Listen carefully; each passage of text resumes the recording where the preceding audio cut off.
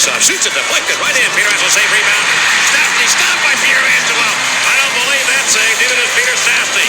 He can't believe the save that Peter Angelo just made on him as Frankie Sparkman on that maneuver there to stop and rob Peter Stastny. He should get 5 to 10 for that.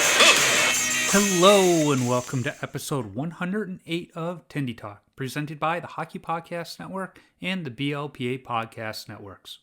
I'm your host Joe, better known as Wash Up Goalie on social media.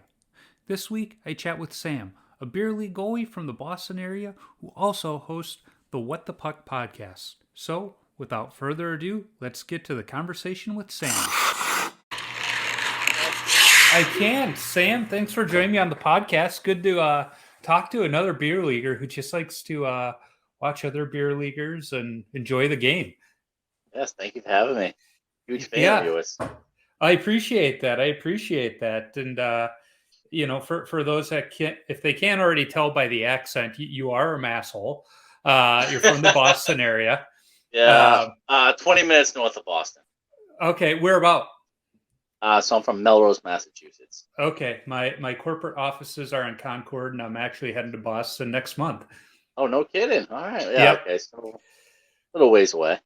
Yeah, I'm heading in. It's a fly in Wednesday, fly home Friday type of deal, and I'm sitting there going, the Bruins are playing on Thursday, but that's the day I'm supposed to go to dinner with my coworkers. Do I tell them, you know what? Sorry guys, can't do it. Got to go to the Bruins, Canadians game. Yeah, definitely. I know at least one of my coworkers would probably say, well, can we get 2 tickets or? Expensive tickets. Yeah. But, if you're only getting them once in a great while, it's not that bad. Yeah, go for it. But then again, I am heading to Raleigh next weekend for the outdoor, what are they calling that one? The Stadium Series game. Nice. Yeah. My dad lives out that way, and he was able to get 3 tickets. So me and my son were flying out on Friday, and that's awesome. Hooking up with Dad, and we're going to go watch some outdoor hockey, see the Stanley Cup together because they're going to have that there. So that's going to be fun. That's the Stadium Series. Yep. Yeah, it's going to be played at the football stadium for North Carolina State, which is apparently like right across the parking lot from the PNC Center where the Hurricanes play. So it's not a long walk for those guys. I was going to say, yeah.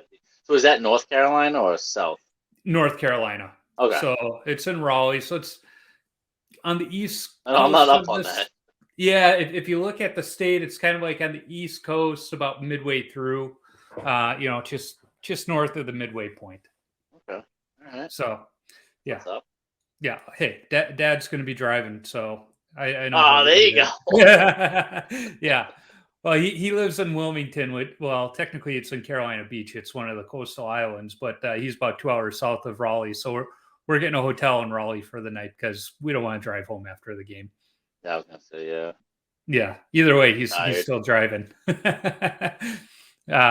So let's talk about you a little bit. What do you want to know? You're from the Boston area. Boston, very much like Chicago, where I grew up. Has a not a niche hockey scene, but a very committed hockey scene. So how did you get associated with that as a young hockey player?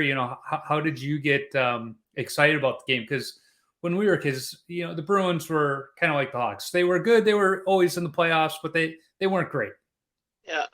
So let's back up a little bit. I'm 20 minutes about north of Boston. So I'm a suburb of Boston. So technically, I wouldn't say Boston, but you're close enough that, you go to the nice areas. You see the cliffs. You can see Boston, the skyline, everything. So, I guess it all started back in '89. I'm 37 now.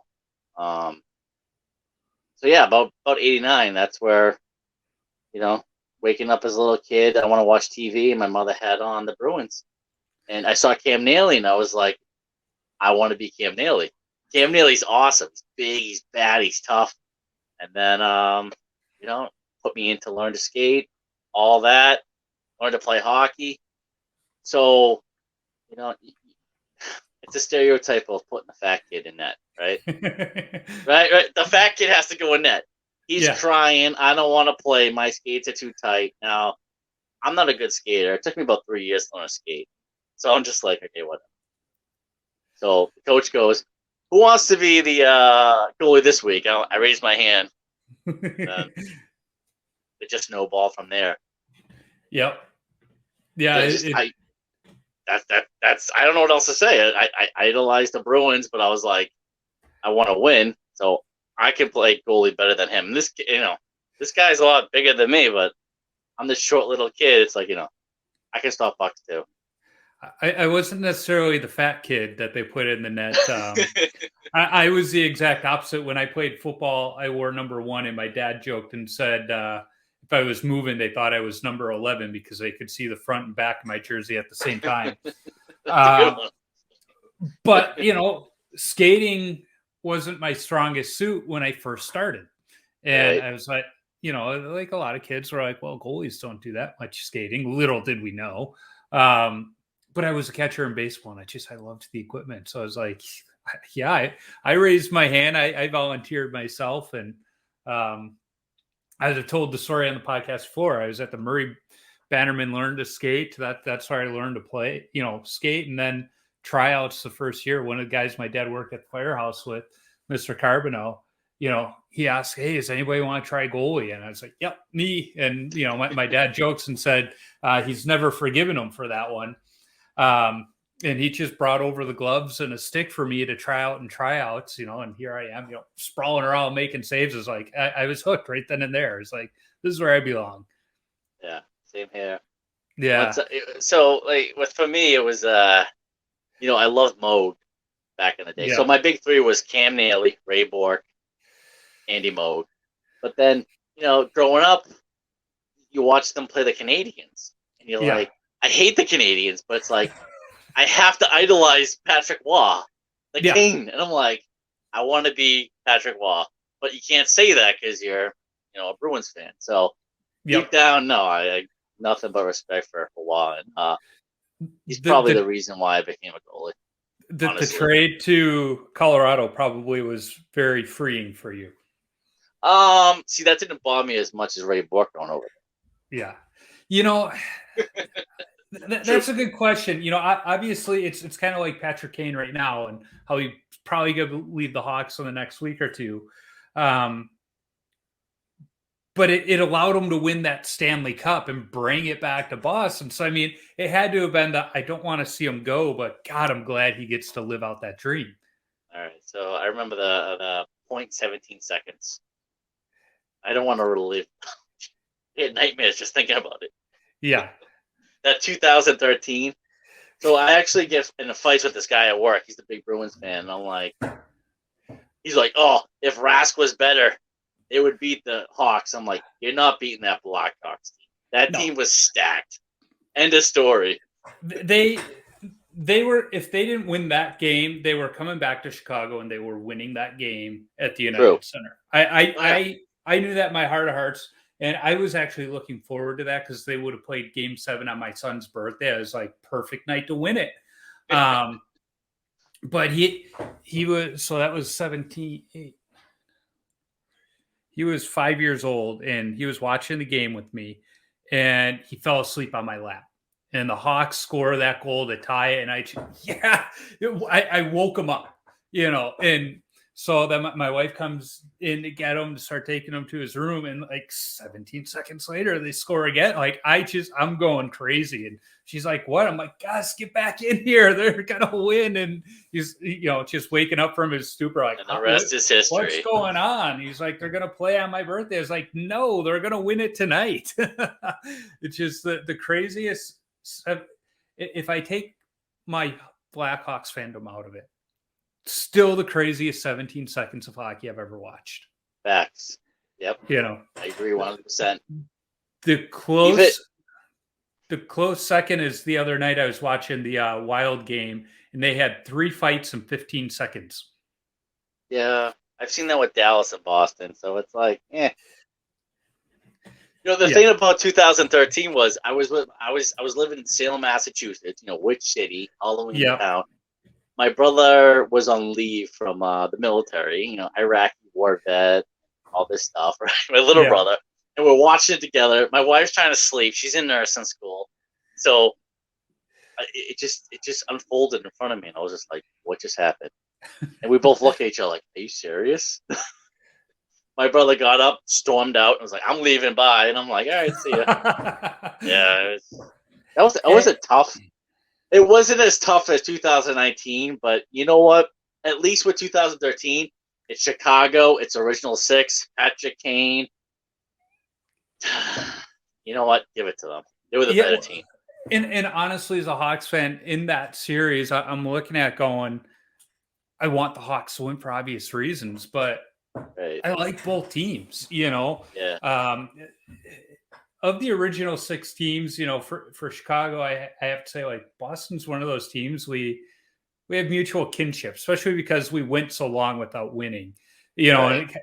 And I've always liked the Rangers because of Mike Richter in that 94 right. final. 94. Great memories as a youth hockey player. Jeez. 94, you've got the Stanley Cup run and then the World Cup of hockey. I mean, that is the greatest 2 months a goalie's ever played. I mean, he went on a bender like none other. That was the only time I could stay up late. Yeah. Growing up. Thank God the World Cup of hockey was in the summertime, because those were some late nights. Oh, I remember. So much fun. Yeah. So, you know, you're playing goalie because like me, you thought, hey, there's not much skating involved, and we learned quickly that that was not the case. Now we're the best skaters on the ice. You know, sure. How far did the competitive side of hockey go for you? I know high school hockey and, you know, Massachusetts is big. It's not Minnesota big. It's probably on par with Illinois, where it's still a big deal. You know, state tournaments, a big deal. You're packing people into, you know, some pretty good sized venues. So, I mean, I'll tell you right now off the bat, like with my youth hockey career, it was the best time of my life. It was all right. So I guess I should start from the beginning. And I always said on my podcast before, you know, like, my parents waited to put me into school, so I technically didn't stay back, but they waited to put me in school, and I was born in January. But the cutoff of hockey was before that, or after that. I'm sorry. So I don't know where the cutoff was, but I was always put with the older guys. I never was put with, you know, kids my age. Yeah. Or, you know, my grade. So I was able to play with, like, kids that were, like, you know, growing hair out their chin, you know. So I was like, okay, cool, this is great, you know. But, you know, it is what it is. But, you know, as far as, you know, and my youth career was awesome. I have no regrets. High school, though, I don't like talk too much about it. And unfortunately, it was, you know, it was. I mean, I don't know what to say. I'm trying to be, you know, Disney over here. It's, you know, a lot of the OxyContin was coming out, and that was unfortunate. Yeah, well, and you know what though, it's good for, you know, those young goalies that listen to the podcast too. I mean, because Oxy was kind of the big thing when we were kids. Because I'm 42, we're kind of in that same vintage, we can say. So it was. Right. You know, it was those prescription drugs were kind of the big thing for kids our age. And it's no different than kids today. There's all kinds of, there's always going to be the fad of the time that is. That's a good way to look at it. Exactly. Yeah, there's a fad of the time that's luring them away from being the best version of themselves they can be. It's fun in the moment, but they don't see the, how do I put this? They don't see long-term effect. The long-term effect and the hole they got to dig themselves out of to get back on track. Because it's so easy to keep going down that hole, but it's so hard to climb up that ladder to get out of it. It was really sad because, you know, growing up, it was like, you know, drugs are bad. Everything's bad. It's like, okay, I get that. Yeah, alcohol, tobacco, everything was bad. We had it on our Christian goalie sticks, you know, say no to drugs. Exactly. Yeah, Ronald Reagan, right? Yeah. The throwback. So the whole thing was, it was like, it's prescription drugs. Right. So it was like, oh, it must be safe if the doctor's telling me it's okay. But no, Yep. it was probably the worst thing, because, I mean, personally, and I'll just say it for the record, I never tried the stuff. I was always kind of a wimp. I was like, Yep. I can't do that stuff. But I mean, you have the all-star hockey player, varsity, the all-star baseball player, overdosing. You get Yep. this kid who played left wing, who was an amazing hockey player, overdose, and you're just like, what is going on? But I mean, Oxy hit this area of Massachusetts very hard, and I mean, even today the opiate crisis is awful, and to this day, I could say, like, well, it didn't affect me because I'm not in rehab. I never tried the stuff, but it's that lingering effect of, like, well, I don't want to talk about high school, because I remember people just dealing in the locker room. Yeah. It's like, You may not have done it, but it's kind of like secondhand smoke for us 80s kids. exactly that We great didn't comparison, smoke, exactly. but we still suffered through it. And my wife and I, we watched that great movie with oh god, he was the original Batman. So that was Dope Dope Sick. Sick. Yeah, Hulu. Michael Keaton. That was a great series. But it captured the essence of the problem, and Exactly. it highlights, especially in Philadelphia and kind of that, the upper. That was taking place in the coal Appalachian. mines of Western Virginia. So basically, my small town north of Boston, Melrose, Massachusetts, same thing. Yeah. That show captured everything that my town went through back then. And that's unfortunate. Well, and it's crazy too, because my wife worked in healthcare for a number of years, and that little card with on a scale of 1 to 10, what's your pain? Yeah, we never had that as kids, and still today, you walk into an ER and they pull the card out, like, where are you at? And 1 to 10. I know. Yeah. It's a card that, it's looking at it objectively, it's like, it makes a lot of sense for the practitioners, but knowing the history behind how it came out, it's like, oh, don't even bring that out to me now. I know, it's kind of, what, to sum it up, it's gross. It's yeah. The whole thing too was, like, where I come from, and I'll back up a little bit. Like, I'm very privileged to play hockey. I'm not a Disney kid, but I was very privileged I was one of 4 brothers. I'm very, very lucky and privileged to play hockey. But at the same time, like, you're working, you're not working, I'm sorry to say this, but you're playing against kids, and, like, they have mommy and daddy, and they got BMWs and Mercedes, but they're going into the, medicine cabinet, stealing the oxys, and it's like, whoa, what's going on here? It's really sad. It's just gross. It's disgusting. But I'm just grateful that I never fell down that route, and I apologize in advance, but it's really sad what happened. I lost a lot of friends. No, I hear you. It's a terrible situation. I was the same way. I blue collar household. Dad was a fireman. Worked his side job. I was an EMT for 10 years. Okay, yeah. Could never get in the fire department. I didn't have a dad that was in the fire department. He was an engineer.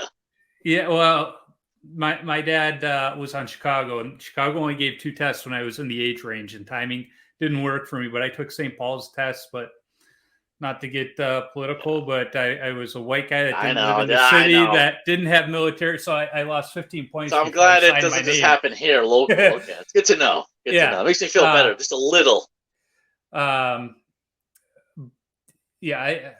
How I never became a fireman, I don't know how that happened, because I went to the firehouse every chance I got with my dad.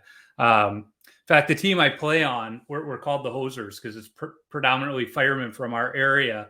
And awesome. I live in the northeast suburbs of Minneapolis, St. Paul, and I've probably been to more fires than some of the guys that I skate with who are actively firemen. And, so they'll be in the locker room telling stories, and I'm like, oh yeah, I got one for you. And they're like, holy crap.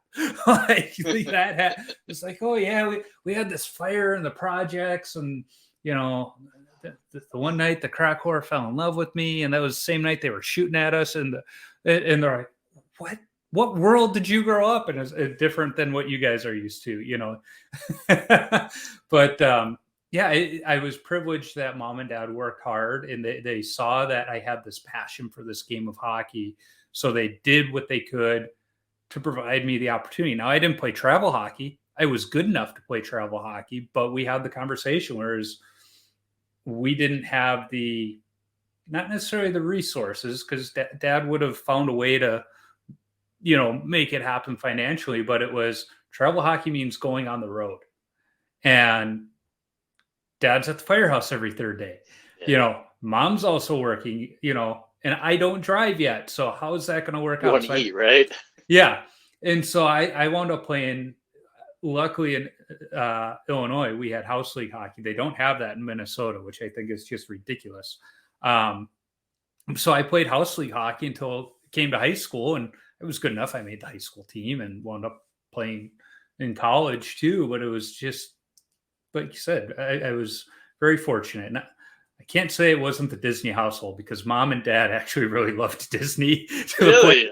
yeah, they became vacation club members, and they've gone to Disney a lot since we've grown up. We went twice.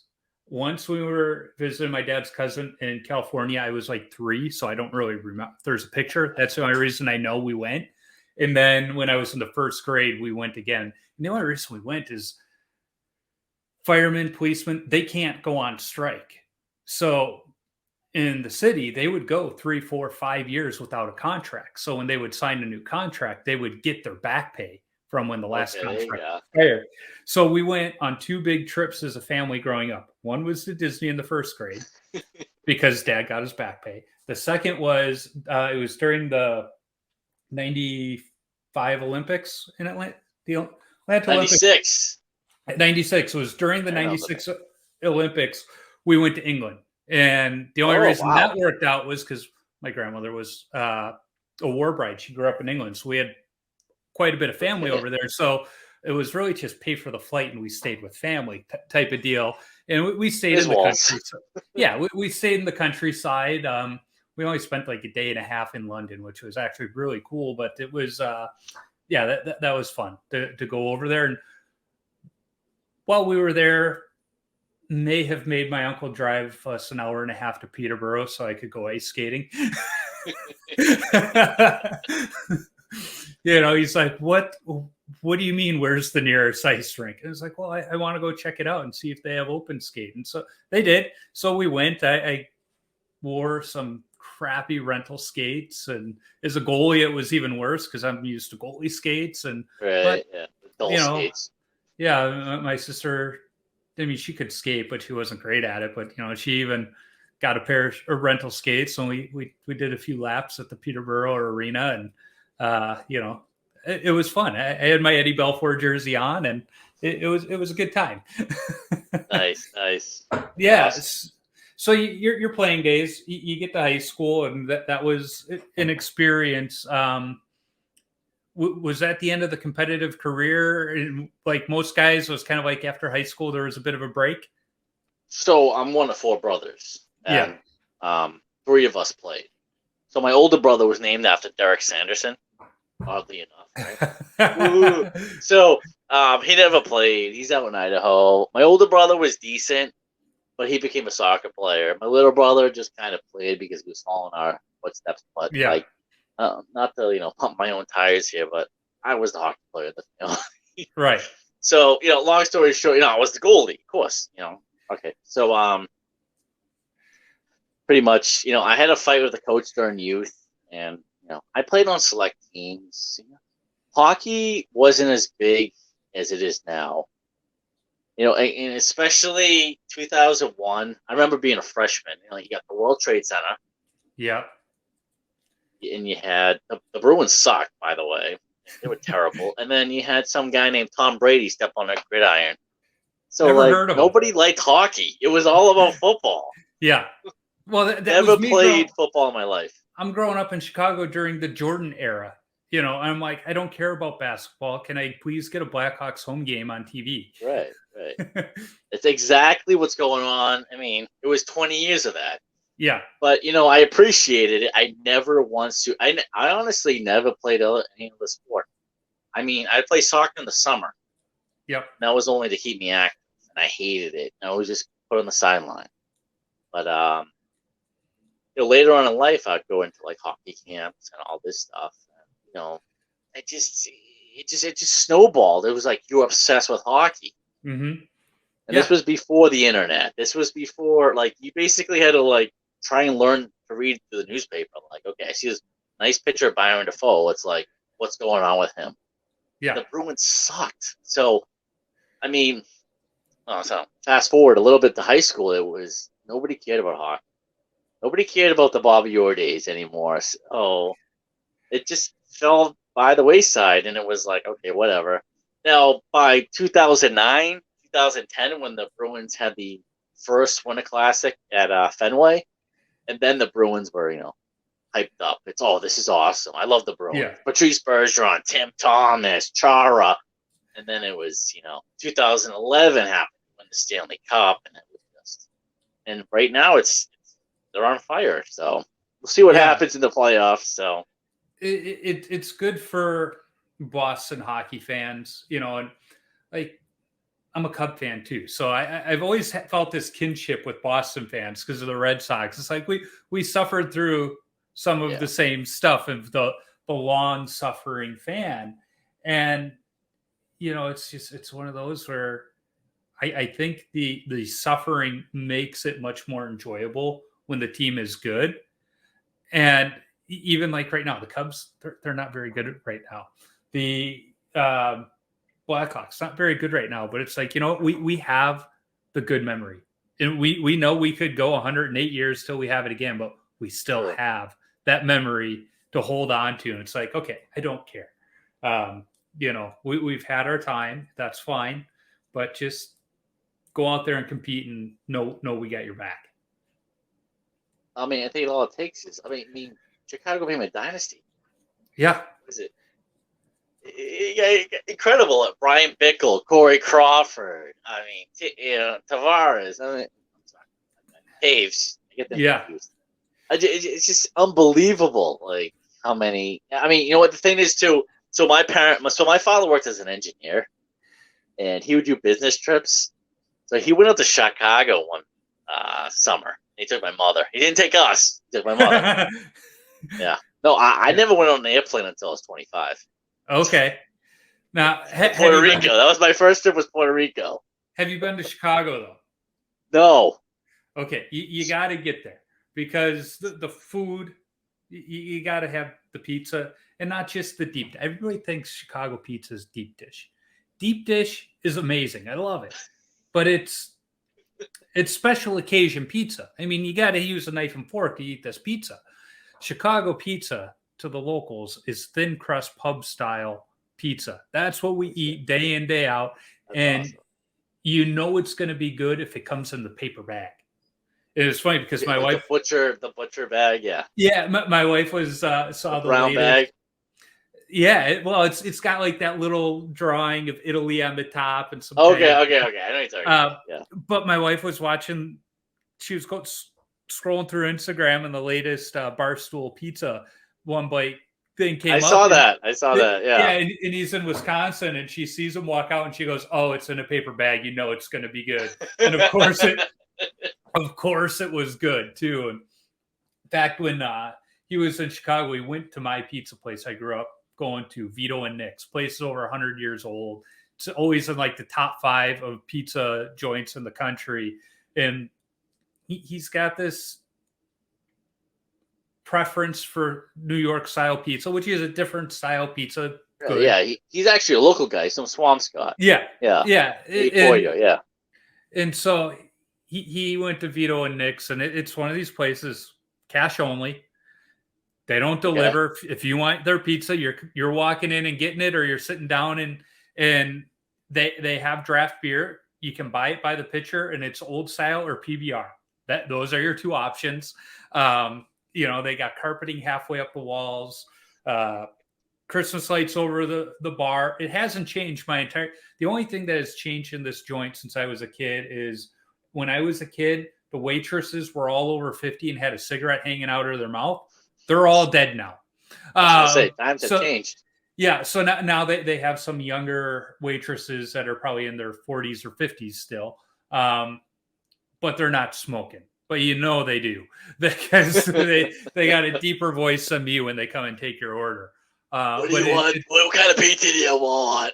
yeah, but when I try and explain this joint to people, they're like, okay, it's like think of the movie Goodfellas, and if they were to go to a pizza place, this is where they would go. And they're like, okay, I get it now. It hasn't changed my whole life. I send everybody I know there. It's near Midway Airport, 85th and Pulaski, I think it is, and it's a good place. It sounds it. Yeah.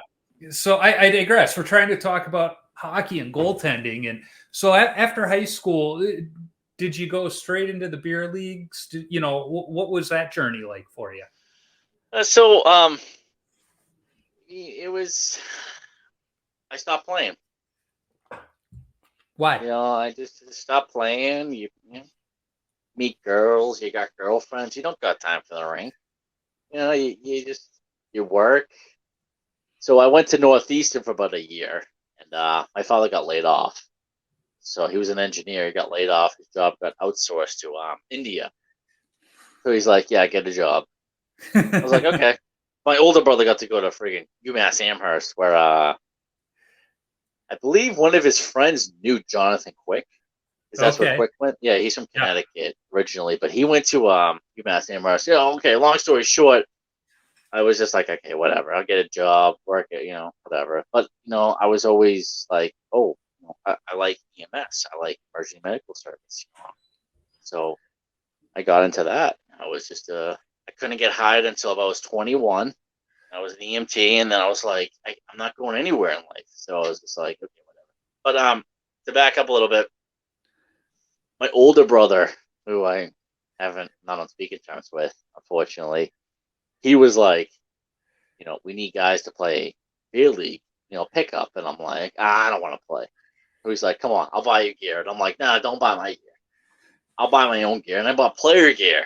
So I went to Pure Hockey, and I'm pretty sure I paid maybe $200. Got all the stuff, half off. So I'm out there playing. I wasn't a good player. I didn't like it. And I'm just looking at these goalies, and I'm just like, you guys suck. I'm so much better than you. So, it wasn't a regular pickup. It was just with him and his buddies. And, it was like, oh, we got ice this week. But then 3 weeks later, we don't got ice. Oh, we got ice tonight. You want to come? Okay, fine. So, unfortunately, and, I've seen your podcast about your mother, and I'm so sorry about your mother, but I've been there too. And, my father unfortunately passed away, and my father was my biggest fan. Yeah, my father passed away from cancer. He was in the hospice bed. The last thing I said to him was, and I laugh about it because in a way I think he would laugh about it too. I said, "I'm sorry for quitting hockey, Dad." So I remember giving him a hug, and then he took him to home and passed away. So 2011 was like the best time of my life. The Bruins won the Stanley Cup. Everything's awesome. Come November, my freaking dad dies from cancer. 38 days after being diagnosed. So I was like, okay, whatever. So I had this woman I was working with. She was from my hometown, and I graduated. Her sister graduated a year before me, and she was like, this. She was a nurse actually. I was working at a nursing home, and she was like, "You need to get your mind off things. You need to get a hobby." So I was like, you know what? I want to play goalie again. Yeah. So it was about 10 years removed, and I maxed out my credit card, $500 at Goalie Monkey. I'll get all the stuff on clearance, sheet. And I started playing goalie, and the rest is history, really. I mean, that was January 2012. You know what though? It's funny how therapeutic the game is for us, though. Because during the lockdown, I wound up going over into Wisconsin and playing. We were calling it bootleg hockey because their rinks didn't close down. And after not skating for, I think it was 6-7 months, that first skate, it fueled the soul, in some weird way. And then I know the same feeling. After Mom passed, that first skate I was able to get out on the ice for, it felt good because she was one of my biggest fans. Yeah. You know, I know. still I have this. I have some socks I got her when she was going through chemo. I They're saw that on great socks. Instagram. That was Yeah, awesome. they're great socks from. They're pink, right? Yeah, but they look like hockey socks with a Yeah. skate at I've the seen bottom. them. In fact, Yeah. on the sole of the sock, there's actually like a little line that's supposed to be the blade. They're great. I'm one of these crazy sock guys. In fact, I got some hot dog ones on right now. One of the reasons I do that is because it's the only way I can match them up when they come out of the dryer. So why not have fun with it? But Why not? these socks, I saw them at the Let's Play Hockey Expo. They're called, they're from Toe Drag Apparel. And Dan, the guy that runs the company, he played at one of my rival high schools. So we're always going back and forth. He still hasn't made a pair of Brother Rice socks, but he sent me a pair of Mount Carmel socks, which I'm like, shit, brown is your color. No, I'm not going to wear those. Although that is the school that Chris Chelios went to, as did Donovan McNabb. Oh, no kidding. Oh, okay. Yeah, it's a school that they've produced. We got quite Eagles. They've produced quite a few athletes, but I don't think they've ever produced a scholar. I'll just leave it at that. Well, I mean, McNabb made it to the Super Bowl. He just didn't win. Yeah, I mean, Chris Chelios, he's kind of he was an okay. Yeah, he's still a Canadian to me. What else? He'll always be a Black Hawk captain to me. Yeah. Sure. I still remember the day he was traded. I come home from school and my mom's like, the Hawks traded Chelios. I was like, what? Just tell me it wasn't the Detroit. Yeah, I was just Red Wings, right? And she didn't even have to look at me. I could just tell by her reaction it was Detroit. So then I turn on the radio, Q101, which was like the alternative station at the time. They were even sad about the trade, and they're like, we're going to play this one for Chelios, and I forget the band, but it was the song Praise You Like I Should. Just kind of like, yeah, you're gone to Detroit, but God, you were good while you were here. And we appreciate that. But I mean, that's how my mom was. She was that hockey fan. She was that hockey mom that, was yelling in the stands. I would say she kind of had those love goggles where she thought I could have gone further than my capabilities would take me. But, back to the socks, I got them for her because they're a good compression sock. And, going through chemo, they were good for her. And it was just one of those things she could, because she had to go through chemo during COVID. So it's not like anybody could sit there with her. So she's sitting in this chair by herself for 8 hours a day, getting pumped full of poison, but she was able to look down at the socks and, it was in some way, we were there with her. Right. So when she passed, of course, Dan wound up sending 2 pairs of them. So it was actually pretty amazing what he did. I went on his website because I wanted to buy myself some of the Blackhawk socks. I think they have Bruins, but I wanted some Hawk socks. I wanted some Wild ones because it was right around, Black Friday. And so I was ordering some and I was on his website. It's like, now I've seen on your Instagram account, you've got these pink ones. And I said, my mom's going through chemo right now. I'd love to send her a pair. And he just goes, what's her address? And so I gave the address and he sent her 2 pairs, didn't charge me anything, sent her a really nice handwritten note. So That's when awesome. she passed, of course, I took her socks and all they're what I wear every time I step on the ice. I always, because there's 2 pairs, I know there's always one clean. I always wear them when I go to the game. In fact, the backup. Yeah, I've already packed for our trip to Raleigh, and those will be the socks I'm wearing to the game.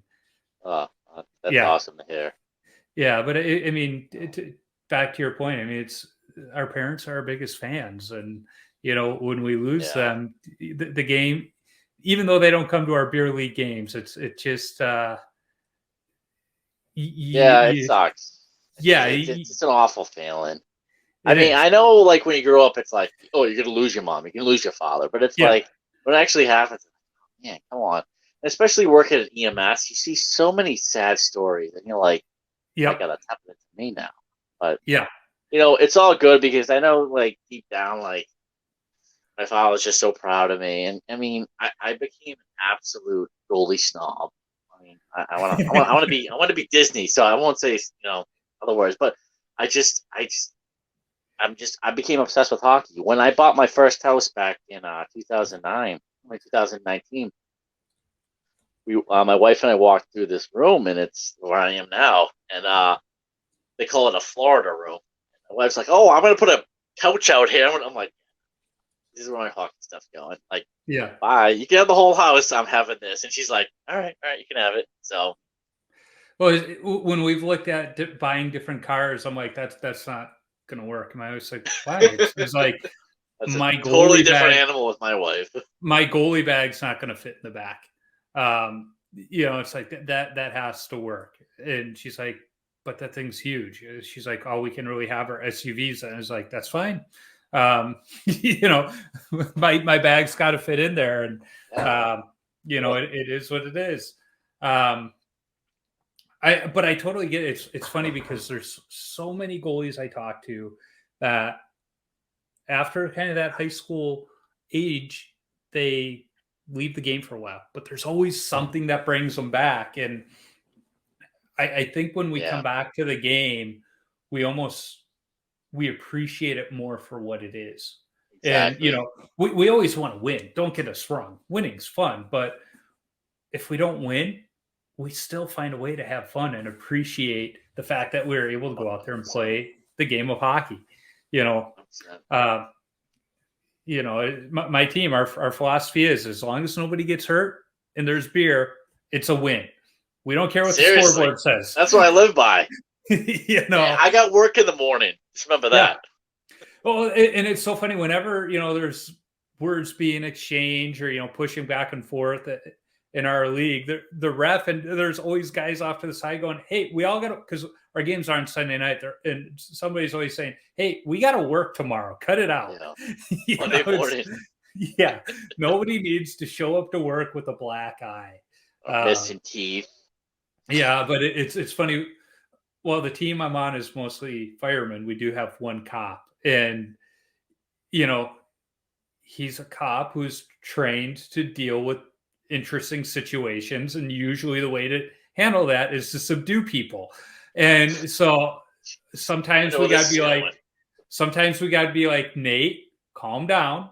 There's been certain games where I've had to tell him, it's like, Nate, you cannot play angry tonight, Nate. No, you cannot do it. It's 2023. Watch the news. Chill. Yeah. Well, two games ago, it was so funny. Like something happened. I was looking this way, and he's coming in with another player. Stuff goes down. The whistle blows. And they're having words. So Nate just pushes this guy, and he goes down, and the guy's saying something. So Nate puts his glove down like that, and the guy flinches, thinks he's going to hit him, and he just puts his hand out to pull him up. Well, I think the ref didn't like this other guy from other games because he wound up giving the other guy the penalty for interference. And we're all like, how is Nate not going to the box? He just threw the guy down like well after the whistle. And he's like, oh, yeah. And the ref goes, you remember me? So you don't give me that ticket. Yeah, right. Well, there was another game probably 2-3 months ago. This one guy just going, jawing after the game and everything else. And Nate, I know those guys. Look, listen, I call myself the beer league hero. I'm nothing. I'm not a beer league hero. Yeah. That's just a persona on fucking YouTube. I play with plenty of beer league heroes. Yeah. But anyways, continue. So this guy's going, and Nate, you could just see it in him. He's like, it's not worth the 1-game suspension to take him out right now. And finally the guy leaves the ice, and the ref looks at Nate. He goes, you could have hit him and I wouldn't have done anything. He deserved everything that was coming his way. And so now Nate looks at the ref. He's like, you could have said something sooner. And he's like, I'm sorry. I should have told you. But Unreal. Yeah. Unreal. No, he's one of those good guys. It's good to have on your team. You want him on your team, not the other way around. All who you know. Yeah. So you've got a podcast. What I like about it is they're not long episodes like mine. They're a little bit shorter. All right, so let's back up for a second. Like, you interview like professional goalies. Like, I feel honored being part of this. So thank you. I talk to goalies of all ages and skill levels. I've had bantam goalies. Ed Belfour, Ron Tugnot. You're still better than me. Kelly Rudy. Kelly was actually I can't even. It's the list just goes on and on. Scott Darlin, all them. I'm like, okay, yeah. wow. Scott was fun to talk to, especially as a Hawks fan. Right. But every goalie I've talked to has been awesome. I mean, and let's not forget some of the female goalies, like Sammy Jo Small from the women's Canadian team, gold medal winner. I mean, she was awesome. She's now the GM of the Toronto team, I think, in the women's pro league. And I'm still trying to get Maddie Rooney on. She literally lives like 2 miles from me. And coaches works a goalie school with one of my college teammates. Is like, how have I not been able to get her on yet? I was playing over at the Bruins practice rink. This is back in like 2016. Just it's called it's a league called Stinky Socks. It's glorified pickup, but the Boston Pride played practice before us, so they would come off, and I had this chick slap my pads one time, and she's like, "Hey, have a good skate, goalie," and it was Blake Bolden. And I was like, "Oh, hey, what's up?" And I didn't know who she was until later. I found out she's a scout for the LA Kings. I mean, she's doing real good work, especially her background. So props to Blake. Yeah, and I was just having this conversation with my wife today, and how representation matters, and the fact that the NHL has been bringing those girls out for the all-star festivities, and with Sarah Nurse and all them. Yeah, I mean, it's so awesome to see, but I think what it really shows, I mean, we saw it with Kendall Coyne Schofield with her fastest skater, when she was the fastest skater that particular year, if I remember right. And much as I hate the All-Star game, I remember that. But it was like it shows what skill they really do have. And I remember it was 98. I was skating down at Johnny's Ice House, and one of the women's Olympic players was at Rat Hockey with us. And just the way she could stick handle was unreal. The difference was her shot. If she was beyond the hash marks, it wasn't much of a challenge for me at that time. Well, now the U.S. women's team skates at the Super Rink where I play, and I've seen a practice or two of theirs. It's come a long way in those 15, 20 years. The hockey those girls are playing now is like, there's some fire behind that shot. Jeez. Yeah. They're just, and it is a different game without the hitting. But I think because of that, it's a different skill. It's kind of like watching the WNBA, where to me that's more old school basketball because they're still actually playing. It's not just a dunk or 3-pointer every time. Whereas, the women's hockey, especially the goalies, they're so quick and they're small. None of them would be drafted by Toronto being under 6 foot, but their positioning is so good because of their size, and they come out on average. They come out of the net a lot further than the NHL goalies do on average. It's fun to watch the difference and very see impressive. Yeah, I've got ESPN Plus, and I love that I can watch some of those. What is it? PHF now is what they're calling it. But is that on Hulu? ESPN Plus. I don't know. We got the Hulu, ESPN Plus, Disney Plus package. I didn't pay for that. I'm cheap. Yeah. Well, honestly, the ESPN Plus is worth it because you get pretty much every NHL game, and you can choose: do you want the home team or the visiting team's broadcast? You get so many college games, Division I, men's and women's, and you get that. It used to be what the PW, PHL, whatever, but now it's the PHF is what they call it. You get those games too, and it's kind of fun to switch over to some of those D1 women or the PHF games and watch them too. My only gripe is it feels like it's a live barn feed. You don't get the different camera angles, so it's a little bit harder to watch, but they're still fun games to see. Yeah. Which live barn is so expensive. I almost bought it. I'm like, whoa, they want that much? I'm like, yeah, no, see ya. Yeah, unless you got a kid, friends of ours, their son was playing, I think it was like Tier 3 junior hockey or something, but he was down in Florida because he was in college, and they had some kind of service like that so they could see his games because they weren't going to be traveling every weekend to go see his stuff. That's where it makes sense. Well, let's get to your podcast. It's the beer. It's not much of a podcast. No, I like it though. It's the What the Puck. Well, thank you. I appreciate it. It's a different format, and I think what's great about so many of the different hockey podcasts is there's so many stories to be told and so many voices, and yours is they're shorter episodes, which are nice. They're great for if you're walking the dog or driving to the rink, but it's just kind of how you're feeling about the game. It's not all about goaltending. It can be about different things. What I also like is you've talked about some of the beer league goalies. Some of us that do record our games. Why is that cool? And for most of us, we're just doing it because, well, we got nothing better to do and we want to see ourselves get better. I like to see how I look in my awesome gear that I pay, the dollars for. Yeah. You gotta have some record of it. And I've said it before with mine. It started, my son had a Cub Scout project he had to do of making a video, and I had the GoPro, and we're like, well, he's like, let's put it up behind your net and do something. It's like, all right. And it's like, well, this is kind of cool.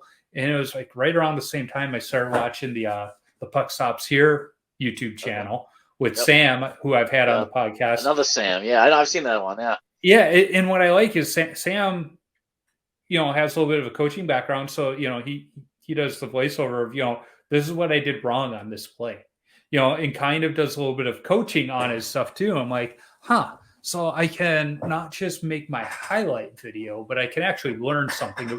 And I've been able to pick up some stuff about my game that way. And that's why I do. It's one of those things where it's like, I do it for me. And if somebody else finds it interesting, well, that's cool. Yeah, definitely. Watch yourself. Be like, where did I make mistakes? Can I do better? Yeah. I mean, for me with the podcast, I kind of did that out of like boredom. And also too, my little brother was Iraq war vet, all that stuff. And one of his army buddies was just like, let's do a podcast about military. So his buddy bought him all this podcast stuff, like at least like $300 of stuff. And my brother's like, I'm never going to do a podcast. He's like, yeah, you have it. I'm like, okay. So, during COVID, I was like, all right, I'll just mess around. Yeah. So, I mean, my big thing too is I like to keep my career like in a time capsule. Like I want to talk about it because when I'm 82 years old, hopefully, knock on wood, I don't, when I have dementia from taking pucks from the head, I want to remember this stuff. Hopefully YouTube and all this stuff is still around. So okay, I can, people can look back and go, okay, this was his beer league career. And, I'm just a beer league goalie, but at least I was able to record it and capture it in some way. And that's what I'm doing. And I keep it short because honestly, like there's so many podcasts. Everybody and their mother has a podcast. Yep. And I don't want to listen to 2 hours about the NHL and what Pasternak is going to sign or not. I mean, it's great and all. I will listen to it, but a lot of it is I want to capture what I'm all about, my hockey career, and then I just want to share it. Maybe somebody, somewhere, wherever, picks it up and goes, "Oh, okay, yeah, I've been there, I've done that." So that's what I'm all about. So, well, and that was kind of the idea. The idea behind this one is, we all love the locker room. I mean, if we're being honest, when we did step away from the game, what did we miss most? It wasn't necessarily the games. It was the locker room and what would go on at practice, that's what we miss. And so the podcast was able to kind of do that with other goalies, but also my first job out of college was a sports writer for a small weekly paper. No kidding, really? So now when I say I was a sports writer, I also wrote the obituaries. I also did the birth announcements.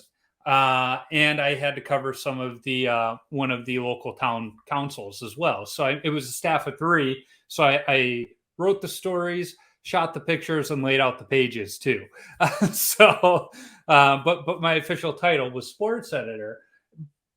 But I was kind of good at it. The only reason I didn't stick with it is 1, the newspaper industry is dying, and 2, to make money in it, we were going to have to move around, across the country. And that was not conducive to our lifestyle at that time. So I went the marketing route because as a writer, I could go that route, and it's worked well for me. I now am an analyst, which is cool, but I missed the storytelling part of it, and it was like, well, the podcast kind of gives me that. Yeah, definitely. And I mean, you seem to like it, and by judging by my weekly downloads, other people are seeming to like it too. I think you're underappreciated. I think you should have more of a following, a bigger subscriber list on YouTube. I'm surprised that it's not more of a like, wow, like, like this guy is huge. Like, I'm grateful to be on this right now, and thank you. I appreciate it so much. I'm not trying to like get subscribers or get people to follow me. It's just I want to talk to somebody. Yeah, we want to talk hockey. Goalie. That's all it is. Well, I was somewhat humbled this week on Facebook in the GGSU group. Somebody was like, "What are some good goalie podcasts to listen to? I'm tired of chicklets." And of course, In Goal came up right away. I mean, if you're a goalie and you're not listening to the In Goal podcast, are you really a goalie? Those guys do a great job. I've had Kevin on. I've had Hutch on. Still trying to get Darren on. Heck, I've even had Cam from the Hockey Shop on, and still can't get Darren on. But then, somebody, I don't even know who, they're like, well, of course you got to listen to Mike McKenna's 6 Degrees that he did for a while. And they're like, and then Tendy Talk is a really good one too. It's like, oh, well, thank you. And then, then one of the guys that recently had on, Darren, he's like, yeah, I would second Tendy Talk on that one. Darren was the guy I play against him every now and then. He wears a Mike Leut fiberglass mask still to play, and he's an interesting one. My teammates, whenever I can't make a game, they're like, "Are you going to get that guy to sub for you again?" Because he'll shotgun a beer between periods. He'll have one. My type of goalie. Jeez. Yeah, I mean he's a treasure. We'll put it at that. Yeah, he's an interesting fella. Good to have in the community. But I'm humbled that people find it good. Some weeks it's hard to line up guests. Other weeks, I'm kind of in one of those interesting planning ones where I've got a couple people that are confirmed that they're going to come on. It's just fitting in their schedules. How it'll be, there's one person where I'm only one other time have I had to work with somebody's people, and that was with Ed Belfour, because I went through their marketing team rather than direct to him, which worked out good, and that was a great episode. But let me ask you one question about Ed Belfour real quick. Yeah. I never bought it, but you had his whiskey, right? Oh, I got it right here. Yeah, he sent me 2 bottles. It's pretty good stuff. He's got the rye whiskey. Sent me a signed bottle. That's the one I saw at the liquor store. And then this is the bourbon whiskey finished with Texas pecan wood. I really like this one. And yeah, I'm not much of a whiskey person, but this one, it's too strong. But still, I saw it was Eddie Belfour, and I was like, I gotta buy. It was $64 up at the liquor store in New Hampshire. Yeah, well, and I was like so tempted to buy it. My wife's like, don't even think about it. It's such a cool bottle. I mean, he even talked about it a little bit on the episode. The bottle. I remember. Yeah, that's why I was like, I gotta look for it. There was thought into the bottle too, because it's not a cheap whiskey, so the bottle should look cool. But like I said, not a whiskey person.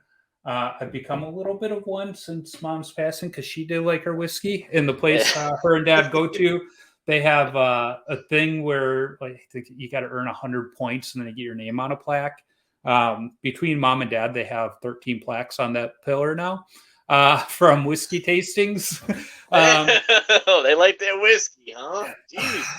But so we leave the hospital on Mother's Day.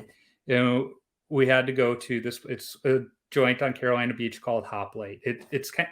I don't want to call it the towny bar, but that's kind of what it is, because Carolina Beach is a tourist local watering hole. Yeah, but I mean, it really is a place where they know our names. Like me and my sister, we go there maybe once or twice a year, and we walk in, and they're like, "Hey," they know who we are. And Dad, it's a 2-block walk for Dad, and he walks there because their parking lot's tiny. He's like, "I'm not going to take up their parking spot if I can walk."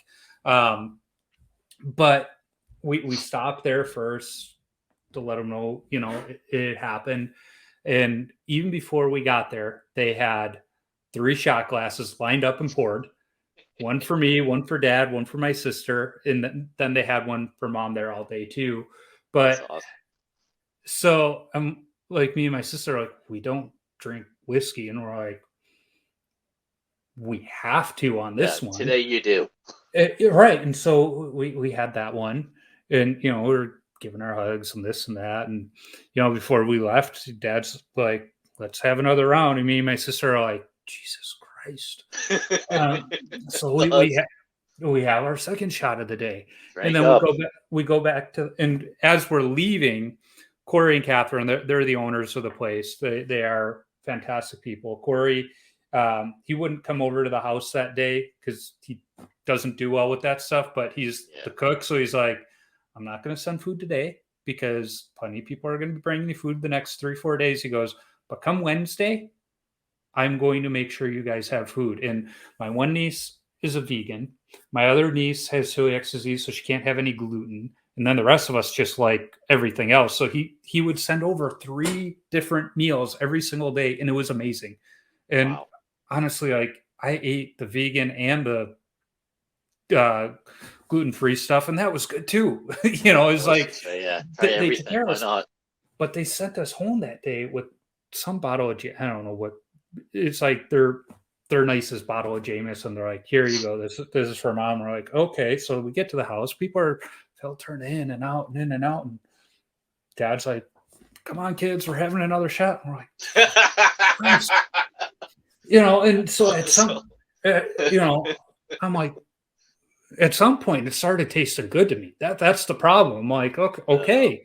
I wasn't doing the old, like, after each one, it's just like, okay, yeah, that one tasted good. I'm good. That's too funny. Yeah, like, I tasted the oak notes on that one. But at some point, there's just too many people at that house, so I'm like, I'm gonna go. It was like a 3-block walk to the beach. I'm like, I'm just gonna go walk to the beach to be by myself. I was like, I could take the golf cart, but I'm a little worried that if I were to get pulled over in the golf cart, DUI, you don't want that. Yeah, I'm like, I'll take the walk. It's good for me, But as soon as I got back, it was like, hey, and I was like, Jesus Christ. 4 shots every time but after that, I mean, we would go there for lunch and dinner, and as soon as we walk in, they're like, oh, okay. They never charged us for the shots, but it was like, I'm like, oh, okay. Finally at one point, it's like, Dad, you have my shot. I don't know. I don't need this, but I'm worried that when we go in for the Stadium Series game, we're going back to the beach on Sunday. We're gonna probably go to Hoplite for dinner, and we're gonna walk in there and be like, "Here you go." I'm like, "God, Jesus, I can't say no." No, it's disrespectful to say no. You have to partake. Yeah, okay. Sure. Yeah. Which is the only reason I still have this much of it left. In fact, Jeez. The last time I poured some of this, it was my brother-in-law's wedding, so I poured a glass for me and my father-in-law when we got home that night. Because my father-in-law is a whiskey drinker. He's very specific. He likes his a certain one. I forget which one it is, but he's a bit of a whiskey connoisseur, but he's like, that one's good. He's like, if you don't have what I drink around, I'll drink that one. I was like, okay, good. Because yeah. Awesome. One of the things I wanted to talk about, though, is on the podcast, you had mentioned you do like watching the other beer leaguers who share their videos, but then there's some where it's just kind of like, what's going on here? And one of them, you were very adamant, like Nick the goalie. Nick the goalie's got a following. I had a feeling you're going to ask me. Yeah, well, I listened to that, and then I watched the All-Star stuff and saw he was there with KVG, which I don't know how you feel about KVG, but he's actually a really cool guy. Oh, Kane Vangate? Yeah. No, I like him. He's all right. Yeah. No. When he was here for the Winter Classic, he and I did. He doesn't seem like one of those guys that's like. But Nick the goalie, you got some feelings about. I know. What do you want me to say? I mean, listen to the podcast. I know I'm maybe out of line and inappropriate. I'm just like, when I grew up, like, it was take the game seriously. Yeah. You don't do push-ups with the net. Like, he would be benched the next like 5 games. I just You I don't know. know I want to keep it PG right now. So yeah, but I don't like. what I think of Nick the goalie is he has a childlike what's the word I'm looking for? A childlike zest for the game. Like he doesn't take it too seriously, which I mean, it's beer league. You know that's Right. cool. You know, so he's just like, hey, I'm gonna go out there, I'm gonna have fun. But he almost has views the game as we did, as mites and squirts. The only difference is he's a grown up now. I mean, you know what? I applaud him on his accomplishments. Good for him. Yep. Get the fame, get the endorsements, get your story on NHL. Great. It just that's not hockey to me. That's more like wrestling. That's the fake Yeah. hockey to me. And I just like it's funny, but it's like You know what I like I is go and play a game and I'm getting my ass kicked, and I'm like, you don't see me going, oh, I'm gonna do this for views, and he's got thousands upon thousands of views, and it's just like I'm not jealous. Don't get me wrong, I'm not jealous, and I'm happy for the guy, but at the same time, I'm like, that's not hockey. That's almost staged to me. yeah. It's so funny that you ask about it. You're like the third person to ask me, and they're like, whoa, you got some really pent up rage. I'm like, no, it's just I grew up like, stop the puck, do whatever you can to stop the puck. Play the game, play the sport, win the game. But have fun, but still win. And it was like, no. But I'm not. I might have been a little drunk on that podcast, but No. yeah, just a little. I'll admit to that, but that's about it.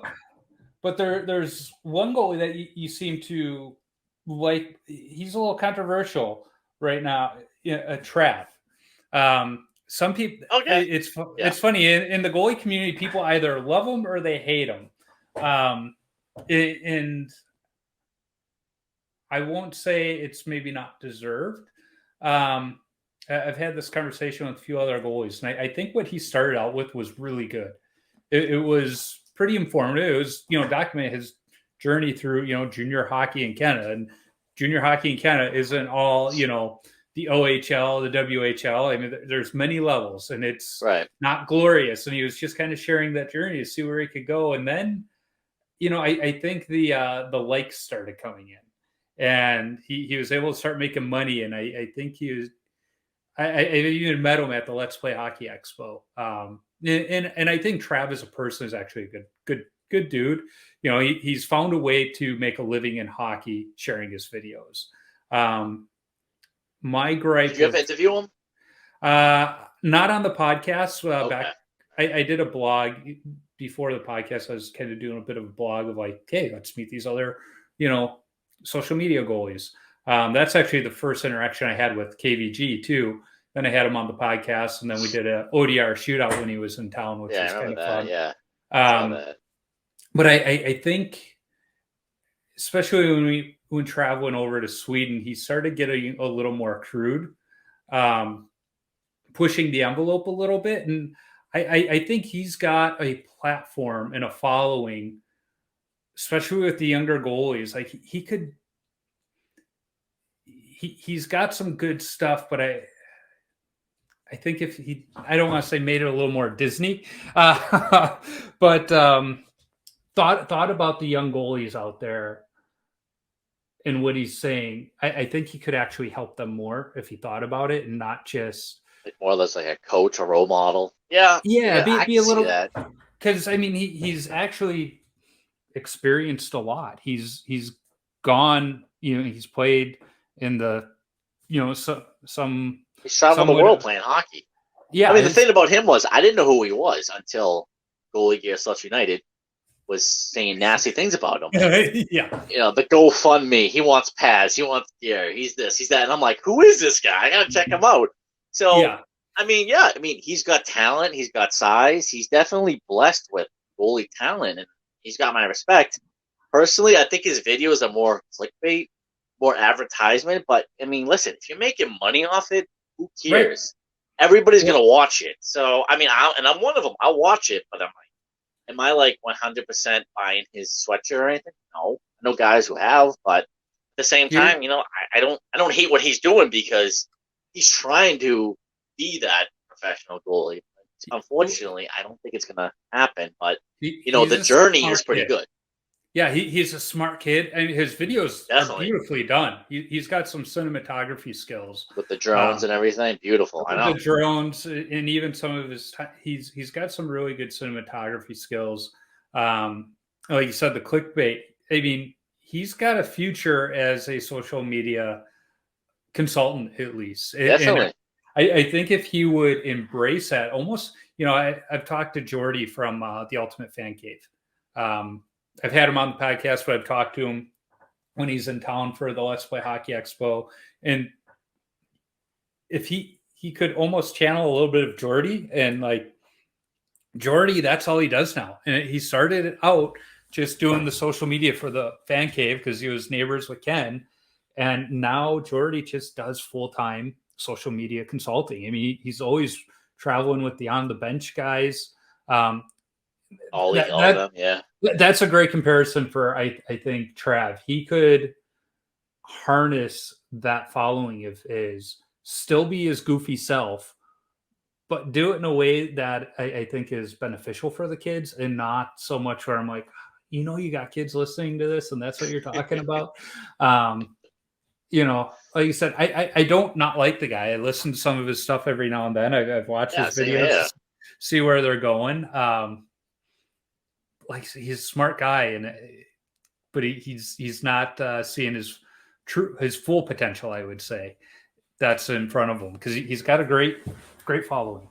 So that's where I kind of draw the line for me, at least. It's like I work 9 to 5. I'm a beer league goalie at night. Yeah. When I have time, I'm a beer league goalie. So where do you draw the line where YouTube star or beer league goalie? I don't see both. It's either you're the YouTube goalie, the Kane Van Gate, the Trav, the voiceover goalie, the Nick the goalie. You're a voiceover goalie. Excuse me. You're a YouTube goalie. Yeah. Where's the beer league goalies? One of my favorite goalies to watch, and I know you talked to him, is Cooper goalie. Yeah, Charles is awesome. He's awesome. He's got balls. I can't believe he goes out there one that year. So, find me more guys like that. I'll be the biggest fan. Hey, that's the equipment I started playing this game in. Honestly, now hide. Yeah. Setting those pads on a radiator so that they would hopefully dry out by the next day. Right. Up until last year when I got my new set, my stuff was 20 years old. It wasn't, it looked newer than Charles's stuff, but it wasn't that much newer than some of the stuff he wears. It's got like 20 setups. It's like, one. You give me any team. It's unbelievable. It's just because he loved the game and really never got the chance as a kid to play it. And that's what I love about it. It's he embraces the beer league. Like, I love my gear. Yeah. I drink the beer. I chill with the guys. I'm a beer league goalie. He's not just buy my T-shirt, buy my jersey, buy my stickers. It's like, okay, it gets a little too much sometimes, but no. Yeah, and I got sucked into, I've got the merchandise deal on my website, but it's which is all good. Hey, anything to make a buck, I'm fine with. I wish I could, but I think I'm the only one that, me and my sister are the only one that bought sweatshirts. Christmas gifts are probably easy. The only reason I did it is because I think I do it through Printify or something like that, Shopify, something like that, where it's like, it's not like some of these other groups where you got to go out there and you got to print up so many, and now you got them sitting in your garage. It's like, it's print on demand. So it's not top quality stuff, although I've been very happy with this sweatshirt. Not it looks good, but yeah, it's been through the wash a ton of times. It's super comfortable. I will say that about the sweatshirt. But it's just like, I saw everybody else and it's like, well, why wouldn't I? If people are buying it, but it's like, I did it in a way where, sure, take it. Yeah, exactly. But I'm with you. Charles, his stuff is, when it comes out, I watch it. Kane's, when it comes out, I watch it. But Kane, he does some instructional stuff because he actually is a goalie coach. Right. Most people don't know he actually was a Division I goalie at Bowling Green. He's a good goalie on top of it. But another It's one, hard to watch a St. Louis Blues goalie though. He's a big it St. Louis is. Blues fan, so I'm like, ugh. Yeah, 2019 still burns in my mind. He and I talked about that when he was here, and it's funny because he's actually coached with and skated with some of my college teammates. So yeah, he's the Blues thing aside, not a bad guy. No. I like him. I watch all his stuff. Another one I really like, and I haven't reached out to him in a while and haven't seen any of his stuff, so I should reach out to him, is Bonesy down in Nashville. And what I love about Bonesy is he's an e-bug. Yeah, but it's because Colorado. he's Nashville or Colorado? Nashville. He dressed for Colorado when they were in Nashville, but he's a Nashville e-bug. But he's just one of these guys, he self-taught at younger ages, worked hard, and just kind of got into the right skates with people to get the e-bug role. But I mean, he's a baggage handler for Southwest, and he plays beer league hockey. I mean, that's his story. And because he's the 9 to 5 guy. Yeah, because he doesn't have kids, he's got a little more time to do his videos. That's his deal. And my wife and I, we've been talking of maybe moving down to Nashville.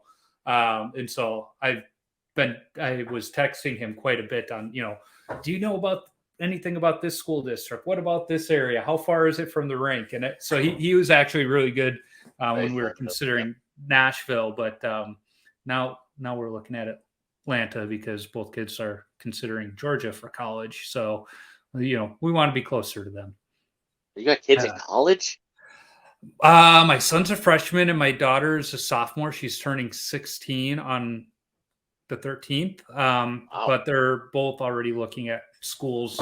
My son wants to be an aerospace engineer, so he has to kind of start looking at them sooner than later. Yeah, I'm like smart then. Oh, he wants to design a new airplane wing. Wow! It's like I didn't know we needed to revolutionize the wing, but hey, if you got ideas and it works, work for NASA. That is one of his goals. And then my daughter. Wish I was that smart. Yeah, then my daughter wants to go to art school and maybe be a Disney Imagineer. So there you go. Keep dreaming. That's all it is. It's like that's wow. Well, congratulations. If there's one thing we can do as parents, it's like don't tell our kids no when it comes to their dreams in that regard, but nurture them. Definitely. I knew a lot of kids growing up that were artistic, and their mom and dad were like, "No, you can't make money off of that." It's like you can, but you got to be smart about it, which is why she wants to go to the school in Georgia. It's the Savannah College of Art and Design. What I really like about it, having done what's really cool because of COVID, a lot of schools do virtual visits now, so you don't have to go, to some of these schools and be like, well, that was a waste of our time. We can do a 1 hour Zoom call first and be like, we're not going there, which is, well, I said the Chicago Art Institute growing up, like that was the creme de la creme of art schools. We sat in on their virtual tour and we're like, not a chance in hell. Like, really? Yeah, you've got the Art Institute of Chicago there, one of the greatest art museums in the world. I was going to say, wasn't that the one that was in Ferris Bueller's Day Off? Yeah. I've been to the museum, a couple times myself. I've walked past it tons of times in Chicago, but it was like the way they presented the school where it's like, well, we really don't have any majors.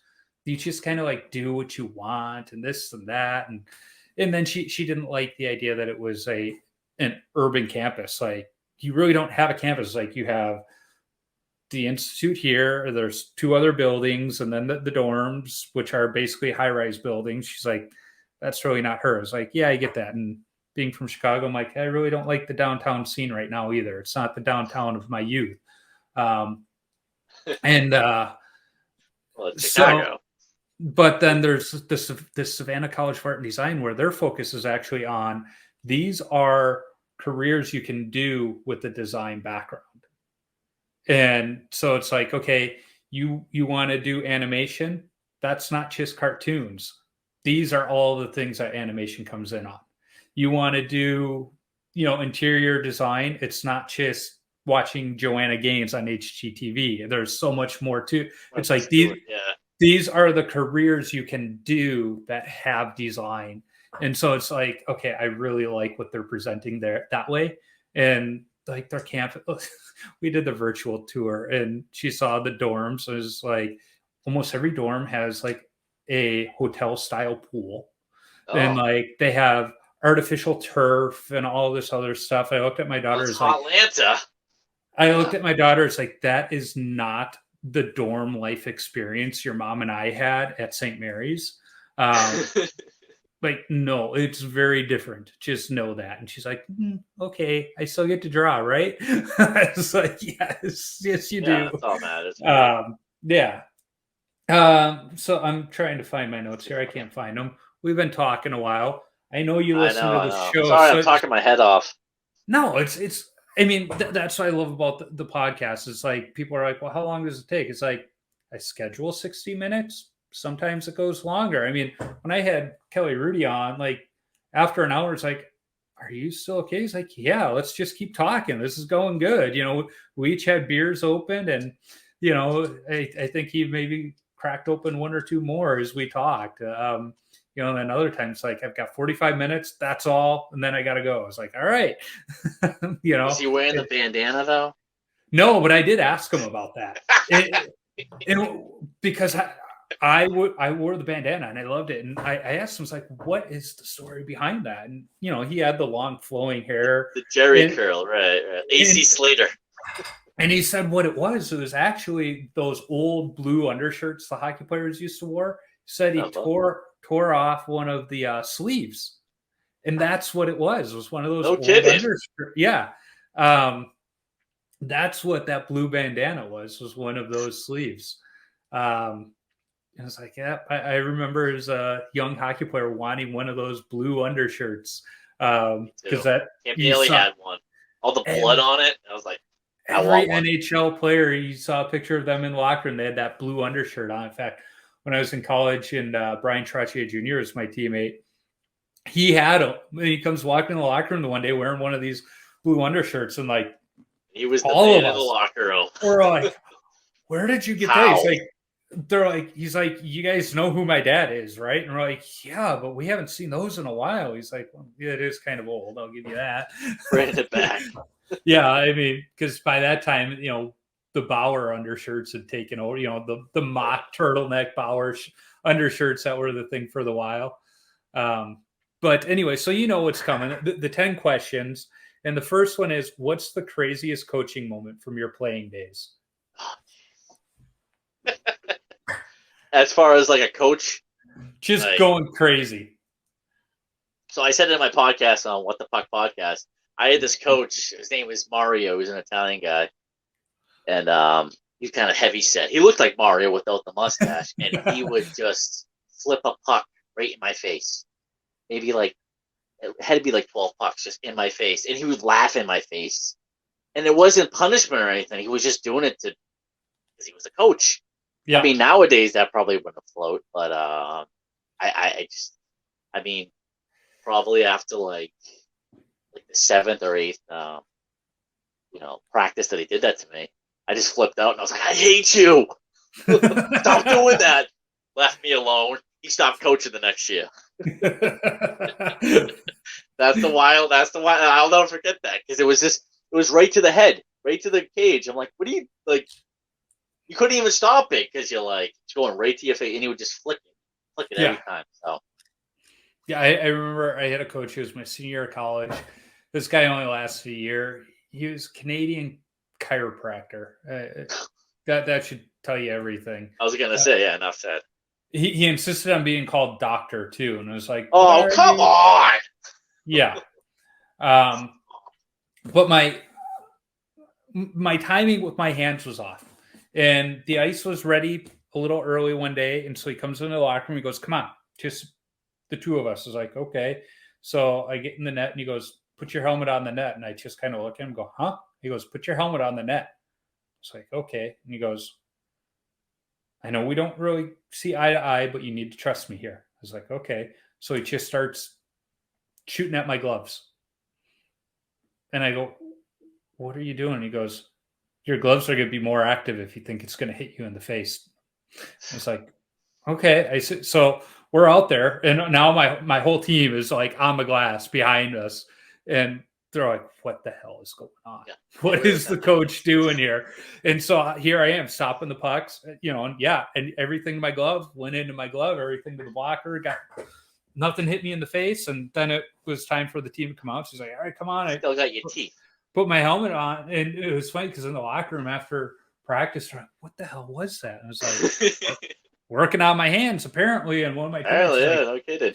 One of my teammates is like, what would you have done like if you played in time when goalies didn't wear masks? It was like, I'm not stupid. I would have been a forward. Yeah, I want to play goalie. Enough said. Yeah. Although when we were kids, the Milek goalie mask, that you saw Garth Elgore wearing in Wayne's World, that's what we wore, and it was kind of like playing without a mask. So what's your favorite all-time goalie mask? Oh, that's easy. Andy Moog's Angry Bear.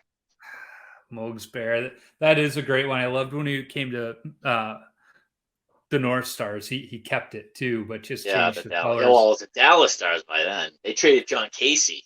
Yeah. His Minnesotan. Yeah. I actually have that mask painted. Maybe I can. Oh, that's not it. I got that mask painted by the guy that paints Tuukka Rask mask. I was like, listen, I love Moog. So yeah, I actually have that mask. Oh, that's so sweet. Right here. I got to meet Moog at the Let's Play Hockey Expo. He was at the Vaughn booth. Moog signed it for me. I don't know if you can see sweet. It. Yeah, sorry. Yeah, I can't really see it, but a little bit. Yeah, it's there though. That was right before the pandemic, so yeah, that's my favorite mask of all time. I was like, I got to get that in my collection. So yeah. Yeah, I was at the Vaughn booth, and my son was trying on Goldberg's equipment from the D1 movie. They had it there. Yeah, they had pads and gloves, and Moog and Mike Vaughn were just sitting there chatting it up, and so the three of us wind up talking. So that was pretty cool. That's awesome. So what's your favorite? Moog's the nicest guy in the world. Oh yeah, I mean, just sitting there, and 99% of the people walking by didn't even know who he was because he was just sitting there, Paris. Well, it's funny because he was at the booth because he did an autograph signing before, but he just stuck around because he was having a good time, and because he wasn't wearing anything Stars related or Bruins related. He's a little guy too. Yeah, like you look at it, well, and a little in height, but maybe not width these days. Yeah. Well, we don't judge. Yeah, but he's just unassuming. You wouldn't expect him. It's just the way he was sitting there. It's just kind of like, But so, what's your favorite rink that you've played at? Probably Warrior Ice Arena, where the Bruins practice. Brighton, Massachusetts, on the Mass Pike. Yeah, I've seen the pictures of it. It looks like an awesome rink to skate at, and it reminds me an awful lot of the Wilds practice. TD Garden. Okay, so it's supposed to mimic the TD Garden, but like half of it. Yeah. So the seats look like they're from the TD Garden, except the seats now in TD Garden are black. Okay. Before they were yellow. So yeah. But yeah, no, great rink. It's it's for the Bruins practice. It's good for them. It must be good for me. Yeah. No name, barely goalie. So a little earlier this week, I actually skated at the Wilds practice rink for the first time. It's kind of the same setup where it's got that wall of glass, except it's on the 6th floor of a building, which is kind of cool. Yeah, it's kind of weird having to circle your way up a parking ramp to go play hockey. The Wild have their locker room on the 5th floor, so when they practice there, they have to take an elevator up to the rink, which is kind of there's been some amusing. I think I've seen video, with the skate guards and stuff. Yeah. But it's pretty cool rink. Obviously, great ice there, which is always fun. I was pampered in college with great ice. We had an Olympic sheet for one, but our ice was routinely voted as the best ice in Western college hockey by the officials. And now in the beer leagues, it's skating at the super rink where some of the, there's 8 sheets of ice, which is awesome. But if you get a nice time on rink 7 or 8, you're like, this is going to be shitty ice, which is interesting because if you are on rink 5 or 6, you're like, this is the best ice in the rink, in the whole place. And it's right next to 6 and 7.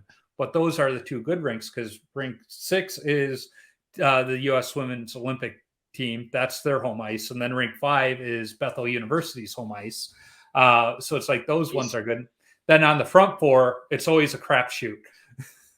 Busy rink. Yeah.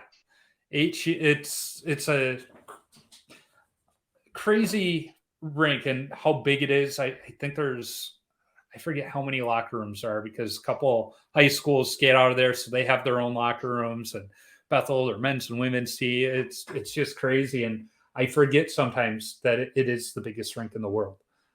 And I think they have 2, 4, 8 Zambonis. It's crazy. Yeah. And then there's another 2 sheets of ice like 3 miles down the road at a different rink. We're pampered here in Minnesota with all the ice. I was gonna say, well, hockey country. Yeah. Yeah. Seems all right. Yeah.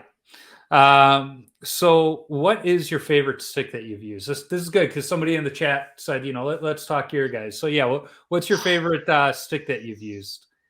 Like, do you want to talk about now, or do you want to talk about when I was in the youth? I'd say all time. Oh boy, I think of all my sticks. I mean, I think my Warrior Tukara stick. So Okay. I bought that off of Goalie Gear United, and basically it was a Warrior Swagger stick, and it was made for Tukarask, but it was too short for him. It was a factory error, so it was basically surplus. And I bought it off a guy. I got 2 of them. I think I paid maybe $100 for both of them. So I'll take it, sure. And it's very light. I love it. Definitely has that Bruins look to it, but minus that, it's probably the nicest stick. And I'm not really big on Warrior gear. I don't have any Warrior pads or nothing. But yeah, I like their goalie sticks. I had light, very light. Yeah, I had a quick foam core Warrior Swagger. Used it for like 3-4 seasons. Absolutely loved it. The only reason I got a new one was after I got my new pads, I saw a Keith Kincaid Pro Return Vaughn on Pro Stock Hockey, and it had a white base with black lettering and a red outline, and it just matched my equipment. I was gonna say, yeah. How do I not? I like when a goalie matches. Yeah, I mean, stick. And then I've been wanting a trigger grip on my goalie stick. Wanted to try one, and I saw they had a Colin Delia Pro Return that had a trigger grip. Only problem was I'd been using 27-inch paddles, and this is like 24-inch. So I'm like, whew, that's a little bit shorter. But listening to Ingle, they're talking about the benefits of shorter paddles. So I'm like, I'll give it a try. I think it was only like $70. I'm like, not breaking the bank here, guys. I'll do it.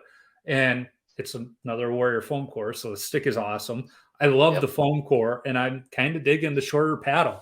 Now, the one difference is I've been using the Turco grip to play the puck with my taller paddles. This shorter paddle is too short to do the Turco grip, so I've gone back old school, like we were taught back in the day, and I've never been good at playing the puck, so it's not like it really matters. Never taught to play the puck. Yeah, well, I wasn't. I was fortunate enough to go to a goalie camp, but we focused on stopping the puck, not playing the puck. Exactly. Because Hextall was around at the time, but the idea of goalies being playmakers really wasn't an idea. I was always told, "Are you a professional yet?" No, then don't play the puck. Yeah. Okay. Well, when I had Olaf Kolzig on for the 100th episode, he was talking about how when he scored his goal, in the minors, and the big club called up and they're like, "Hey, we didn't draft you to score goals. We drafted you to stop pucks. So stop doing that." And it's like, whoa. He's about right. Yeah, I mean that's the message we get. Becomes a liability. Yeah, exactly. So what's your levels? Yeah. So what's your favorite youth hockey memory? Oh, geez. These are the hard questions. We were invited. So I played for just a very suburban town, white dominated, all that area, family oriented, all that stuff. I would say when we won county, we were in the Middlesex County. We won that tournament, and then we went into play Suffolk, which is pretty much Boston, East Boston, all that area, and we got smoked. So I would say winning Middlesex County was the best memory for me. Nice. Little trophy with like the Massachusetts, the arm, Cape Cod. It was a little trophy. I don't even think I get to hold it, but like we still won it. I don't think I even have any pictures of it, but I was just like, okay, we won. But then we moved on into the bigger tournament. But that was definitely the best for me. So my high school career, our team wasn't very good. JV freshman sophomore year combined, we went 138-1 in league play. 138. Yeah, we won one game. We went 0-20 freshman year. We went 118-1 sophomore year in Catholic league play because I went to in Chicago. They actually have the Catholic schools have their own league, the Chicago Catholic Hockey League. It's the oldest continuously running league in the U.S. In fact, my high school's in the Kennedy Cup playoffs. It's funny when the league formed. John Kennedy had just been shot, so they named the championship trophy after him. So here we are all these years later playing for the Kennedy Cup every year. And what's great about the Kennedy Cup is it's a traveling trophy. You get it for 1 year and then you have to give it back. If you want it back, you got to win it again. But my freshman year, while we did terrible in league play, we did pretty good against the public schools. So there was that, but we were playing in a Christmas tournament my freshman year, and somehow we made it to the championship game. And I don't remember the score, but I know we won by 1 goal, and I was in net, and I wound up getting the MVP trophy of that one. Oh, no kidding. I don't know why, because my goalie partner. Of course, you know why. No, honestly, it was a 4-game tournament, and my goalie partner played 2 of them. So he kind of got us to the championship game. I just wound up playing the clinching game, and I think it was really because I made 1 save late in the game. I'm on my side, and I just had my glove open, and I didn't know where the puck was, and I felt my glove go back. So I just quickly tensed up and closed it and kept it out of the net. And it was like, I think awesome. That save right there earned it. But we wound up bringing home the trophy, and so took it to school on Monday, and it wound up in the trophy case. And our school didn't have very many hockey trophies at that point. So it was kind of fun to walk through the school and be like, that right there. Yeah, I did that. That's ours. Awesome. That's a great story. After graduation, I would go back every now and then, and I always walked past the trophy case and saw it in there. And I was really bummed the last time I went to the school, they had redone the trophy cases and everything else. And it's like, it's not in there anymore. Where is it? Where is it? Well, they're really only trying to put like the state championship trophies and the conference trophies. And it's like, but come on, that we don't have many hockey trophies. It's like somewhere in a Goodwill. Yeah, it's packed. It's packed in a box in the gym somewhere. Oh, jeez. All your hard work for that. You packed. Oh, hey, I'm sorry. I have the pictures of it. It's in the yearbook. It's still in the annals of school history. It's there. Yeah. So what is the best chirp you've heard on the ice, off the ice, directed at you, not directed at you? Not a lot of chirps. No, I would say I was kind of before the chirping. There was always like, your mother, but that was about it. I mean, there really wasn't much chirping. I think the best one that's been directed at me, it's kind of a fun story. So in youth hockey, I played hockey with this kid. At the time, we called him Jamie, but by the time we got to college, he went by Jimmy, or James if he was wearing glasses. But we went to different high schools, so we were rivals in high school, but still friends. And then I moved into my dorm a few days early because my roommate was a soccer player, so I was able to get in. And so on move-in day, I have the door open and I see this kid walking by. I'm like, that looks like Jimmy. And he comes, then I see his dad come walking by. And his dad has a very distinctive look. He looks like Wilford Brimley, the diabetes guy. Oh, yeah. Hurts the feet, I can't eat ice cream. Yeah. All Liberty Mutual. Of course I know now. So I was like, that's Mr. Palucci. So I stick my head out. I was like, Palucci, what the hell are you doing here? He's like, moving into my room, like literally the next room over. And then come walking around the corner, there's this kid from one of our other rival high schools. I'm like, what are you doing here? He's like, well, I'm roommates with Palucci. So it's like the three of us Catholic league kids all went to different high schools, like in rooms next door to each other. But neither of them wound up making the college team, but I did. And I was the backup on the JV team.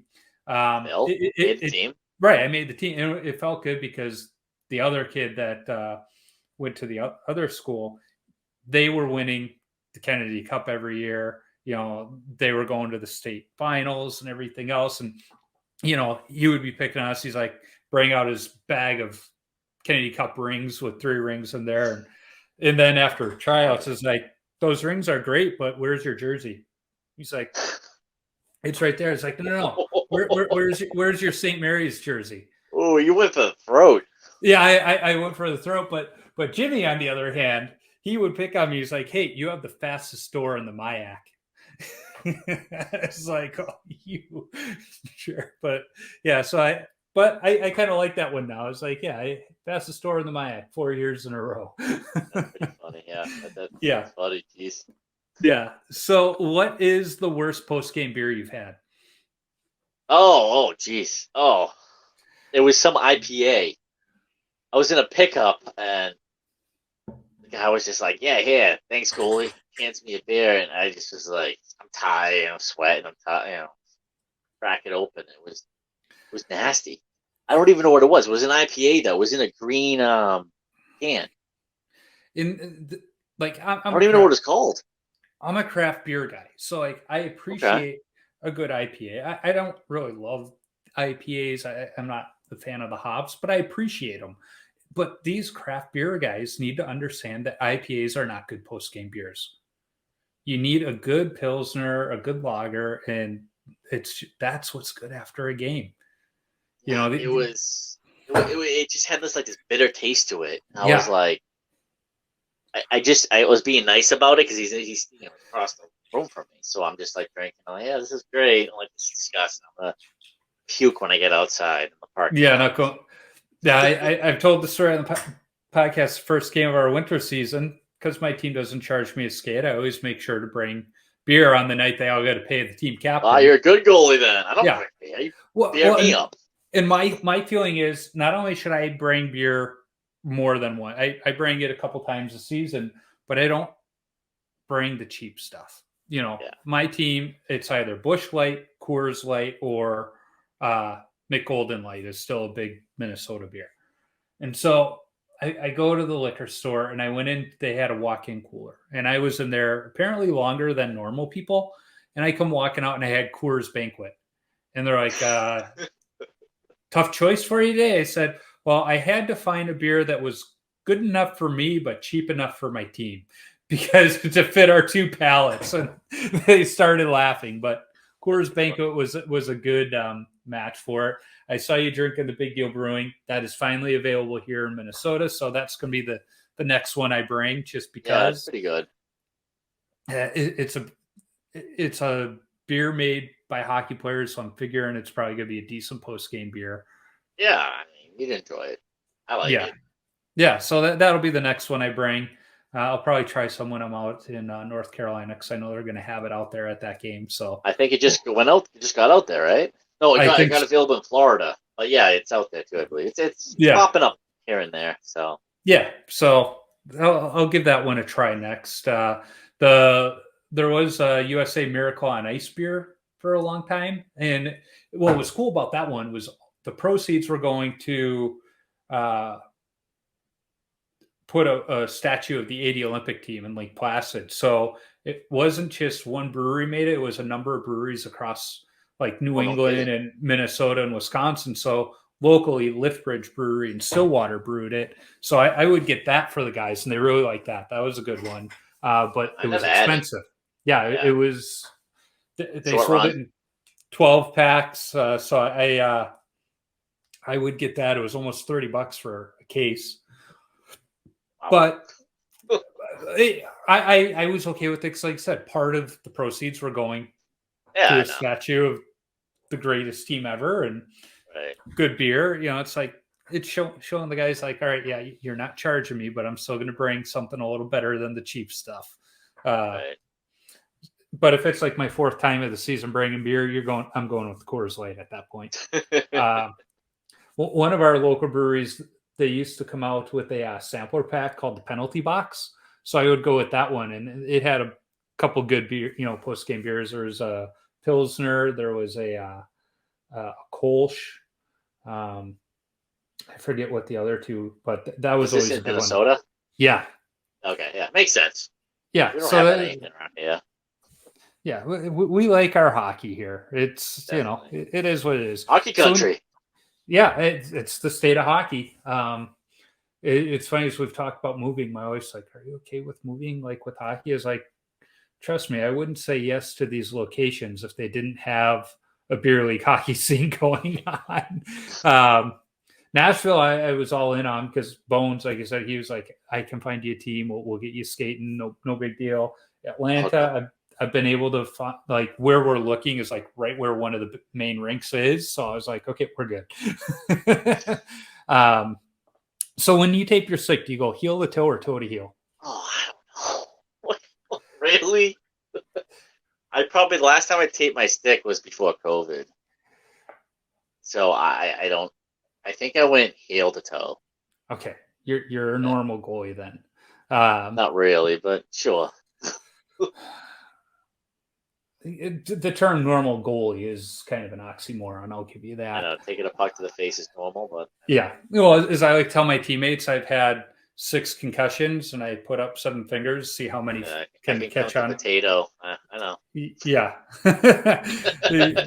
It's like that scene from the Mighty Ducks. How many fingers am I holding up? You wouldn't know anyway. Like there's a lot of truth to that one. So what's your favorite number to wear and why? Okay, so funny you say that because I just posted this on Twitter. Just like you, I wear number 39. For Hasek or? Okay, so let me back up for a second. So my first, I'm just Sam, S-A-M. My last name is 9 letters. So I used to talk to this girl. I never dated her or nothing, but back in the instant messenger days, she used to put away message saying, "I love 39." So years later, she told me, "Oh, that was your name." And I'm like, "What are you talking about?" And she's like, "Yeah, first letter's 3. Your last name is 9 letters. So it's 39. I was like, "Oh, okay." I also grew up on 39 Beach Ave where I lived. So I was always like, "Oh, okay, 39, 39." But that's my bear league number. Always as a youth hockey or a selects and all that stuff, it was either 1, 30, 31, or 33. So those were the goalie numbers I was stuck with. But 39 is my preferred number. Yeah, 39 has been my number since college when 35 was my number. And the returning senior goalie had 35. So I wasn't getting it as I was 6th on the depth chart of 6 goalies. And so I went to the cabinet and found the biggest jersey in there, and it happened to be 39. Nice. That's awesome. I still remember that first game. Our field house was connected to our rink, so we would go out there as a team and do some, light running and stretching as a team. And and we would wear our jerseys. So my teammates, they all come out there. They're in their shorts and their jerseys look normal on them. I come out, you can barely see my shorts. I look like a 12-year-old wearing dad's jersey. They're like, "Jesus Christ, where'd you get the 12-man tent?" I was like, "It's the biggest one in the cabinet, fellas." That thing just ate up pucks. It was great. I've seen you wear it in your videos, and I'm like, "Oh, geez, you don't see many goalies, especially in the beer league scene, that are wearing, the 39. Everybody wants, the 30, the Tim Thomas, the Swayman #1. I've seen 29 for Fleury. So when I see 39, I'm like, oh, okay, yeah, all right. 35 would be my other number. I've thought about going back to it just because 35 it felt good on the back when with the tackle twill jersey, the sewn on numbers. Right. It felt good on the back. You didn't like 20? You didn't like number 20, Eddie Belfour down in Dallas? No, never wore it. I wore 30 when I first started because of Eddie. Yeah. And then in high school went to 35 because 30 wasn't an option. Yeah. And I really liked 35. So I was like, all right. But here we are. We're in 39 all these years later. And it works out because my game is, I mean, you've probably seen some of my video highlights. My game is loosely inspired by Hasek a little bit at times. A little bit of controlled chaos there. And there was a time in college where I even wore the Hasek style helmet between concussions. Jeez. Straight bar cage. Yep. Yeah, because at the time, college goalies had to wear the bird cage. We couldn't wear the cat eye. It's the damnedest thing. We couldn't wear the cat eye, but we could sit on the bench without a helmet. Now they're not allowed. Now they're forced to wear a helmet on the bench, but can wear a cat eye. I'm like, if you're a backup goalie sitting on the bench and get hit in the head with a puck, you shouldn't be on the team anyway. I stopped quite a few pucks from hitting me using my glove, and I even saved my coach a time or two. There was one game, puck gets rifled at our bench, and I just do one of these, and I followed it all the way in, and I looked, and had I not stopped it, it would have gotten him right in the jewels. And he just looks at me with big eyes, and he goes, "You've got the next start." Yeah, thanks for not ending my manhood. Yeah, he's like, "You've got the next start." It's like, all right, that works. So the last question: what advice do you have for young goalies? Simple. Just have fun. Yeah, I agree. Leave everything on the ice. I grew up playing, unfortunately, because, I was a bit younger, and I was so basically I was born in January, so I was put with like older people. Well, I should say older kids.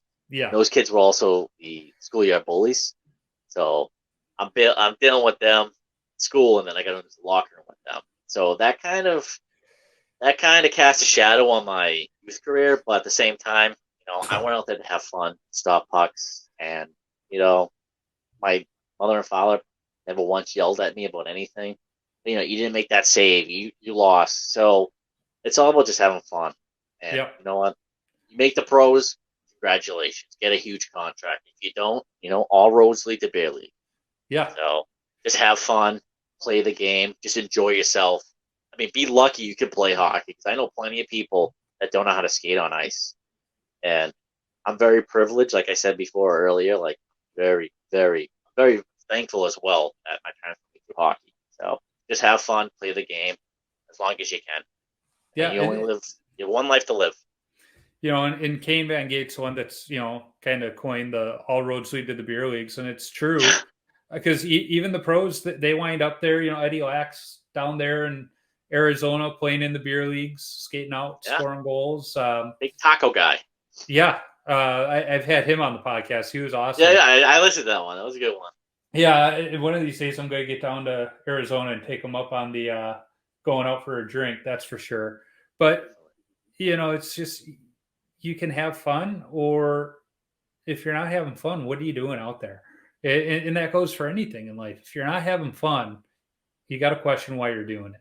Exactly. It can be hard work. It can be grueling. You cannot enjoy it in the moment, but it should still be fun. You should still be excited to go do it. Definitely. I mean, I'm not gonna, bench press a net. I don't think that's my idea of fun, but stopping pucks and making this awesome save, even though we're losing 10-0, that's still fun to me. And just having a positive experience, and just being lucky that you can play hockey.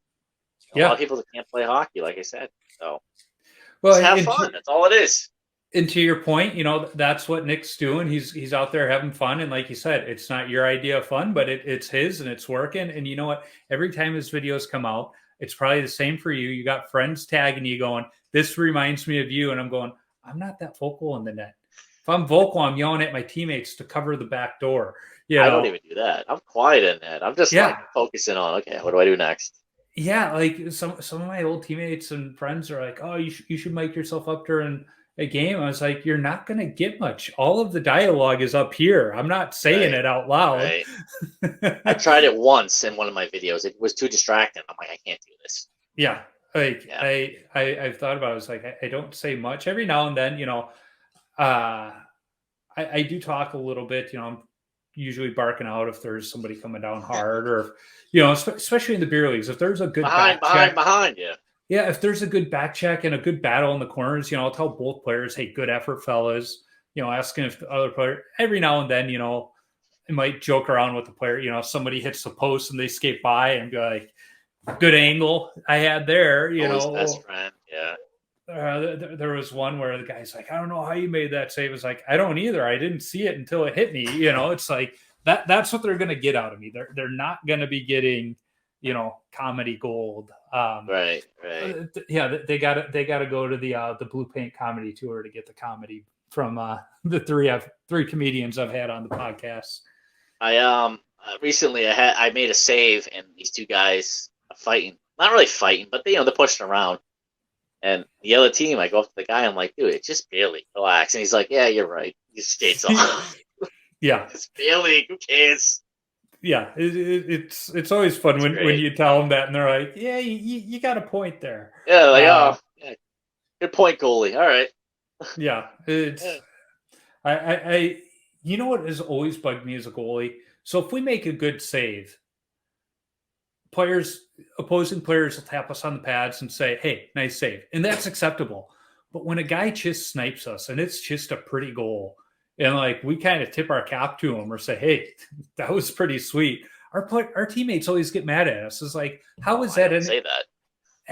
Every once in a while, there's just a sweet play where it's like, holy crap, that was pretty. Say that to myself. I don't say that to them. I'm not going to pump their tires so they can, empty out another like 3 goals on them. So I'm just like, oh yeah, that was a good goal, but it ain't going to happen again. Yeah, I still like the one. We were playing a team. We were down like 8-1, and I had like 50 some odd saves in this game. And it was late in the game, and I just make a save on this guy, and he's like, Jesus Christ, can't you give me one? And I looked at him and I said, look at the scoreboard. You guys have plenty already. And he turns around and he goes, shit, I didn't realize we had that many. The way you're playing, I didn't realize we had that many. And he's like, I always said everybody gets one. That's how you make friends. Yeah, but it was, that was one of those games like, yeah, we're getting blown out, but I'm still playing well where like the other team doesn't even realize 50 saves that it's like an 8-1 game because you're playing that way. Those are in my younger days, those games would have bugged me because it's like I played awesome, but now I'm like, hey, I did what I could. Goalie by Garmin, he used to have the podcast where there were short clips on his way to the rink. Excuse me. And he said in the one, focus on the things you can control and don't focus on the things you can't. So like in my last game, we lost by a goal, and that goal was puck coming across. It was going straight through the crease. Nothing to worry about. My defenseman puts his skate down and it goes right in the net. It's like, I can't control that.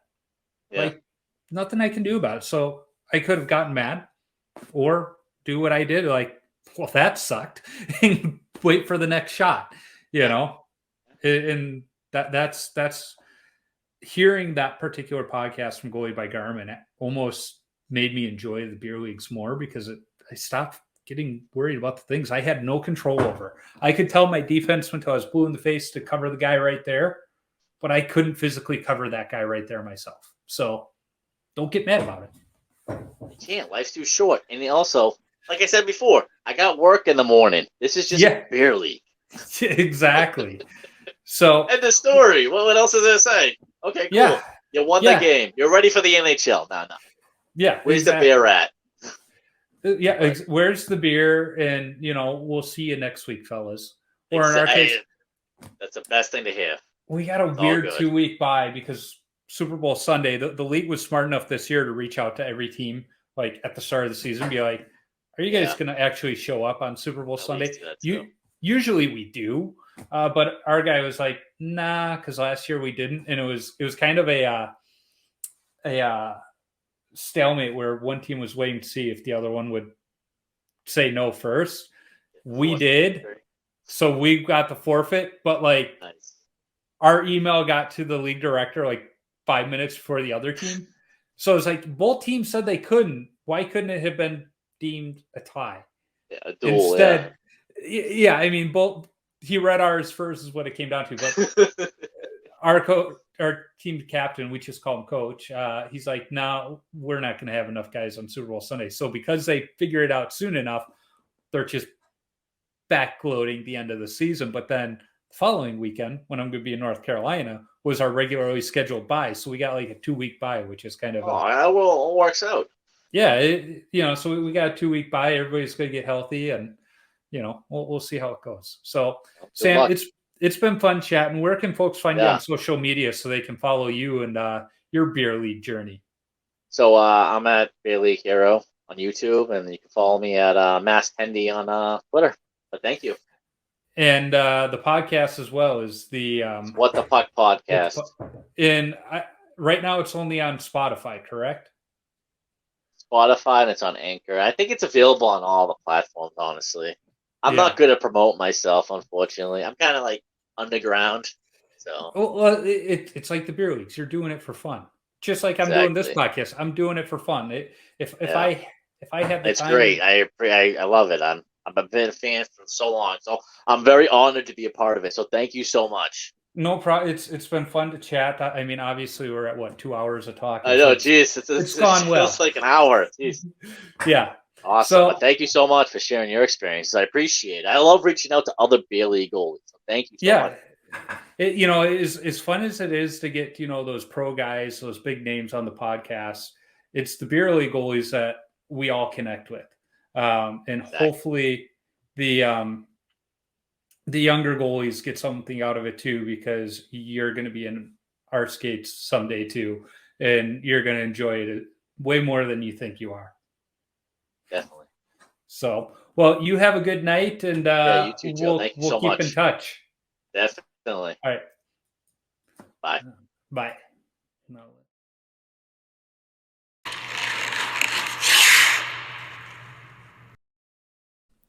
Like me, Sam is just a beer league goalie who enjoys sharing his journey in the game and following others in the same boat.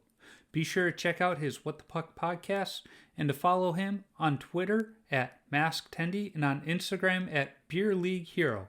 And Hero is spelled HER0. You can find me on Instagram, Twitter, Facebook, and YouTube simply by searching for Wash Up Goalie, and I'll pop up. Visit washupgoalie.com for some great hockey-related content, my beer league hockey video highlights, and of course, all podcast episodes. If you want some Wash Up Goalie or Tendy Talk apparel, be sure to visit my Threadless shop by checking the merchandise link on my website. If you like this podcast, go listen to the BLPA Big Show. It's the OG BLPA Podcast Network show where a couple of beer league players talk beer league hockey, draft experience shenanigans, and exploits from around the game. Be sure to check out the full lineup of hockey-related podcasts on the Hockey Podcast Network as well. There are too many to list here, but shows like the Here in Puckburg podcast, the PJS Cast podcast, and the Storytime Hockey podcast can all be found. If you're looking for something good to read, get yourself a subscription to Vintage Tendy Magazine. Published quarterly by episode 28 guest Brent Deneur, the magazine takes a deep dive into a goalie, usually from the 80s or 90s, and in the first 6 issues alone, they've covered Potvin, Fuhrer, Cheveldae, Tebow, Reggett, Van Beesbrook, and episode 20 guest and mask painter Don Strauss. The latest issue zeroes in on Darren Pupa. I need to thank the band Zambonis for allowing me to use their music on my episodes.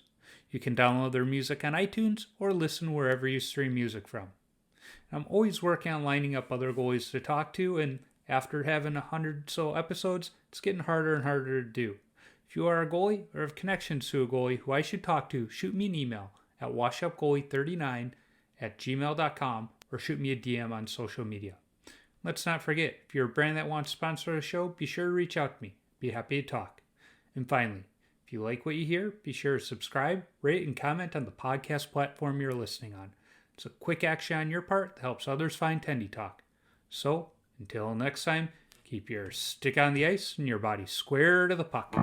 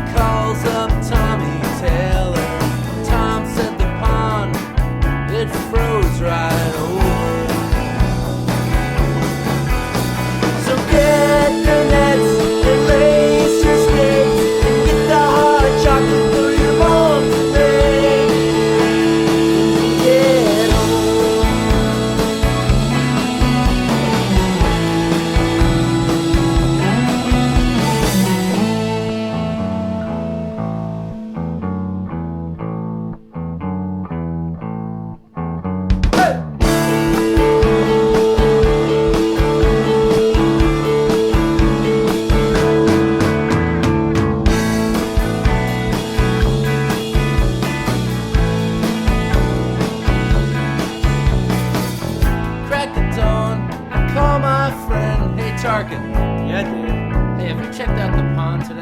It's funny you ask. I was just down there this morning. Yeah, any good news? Well, Dave, the pond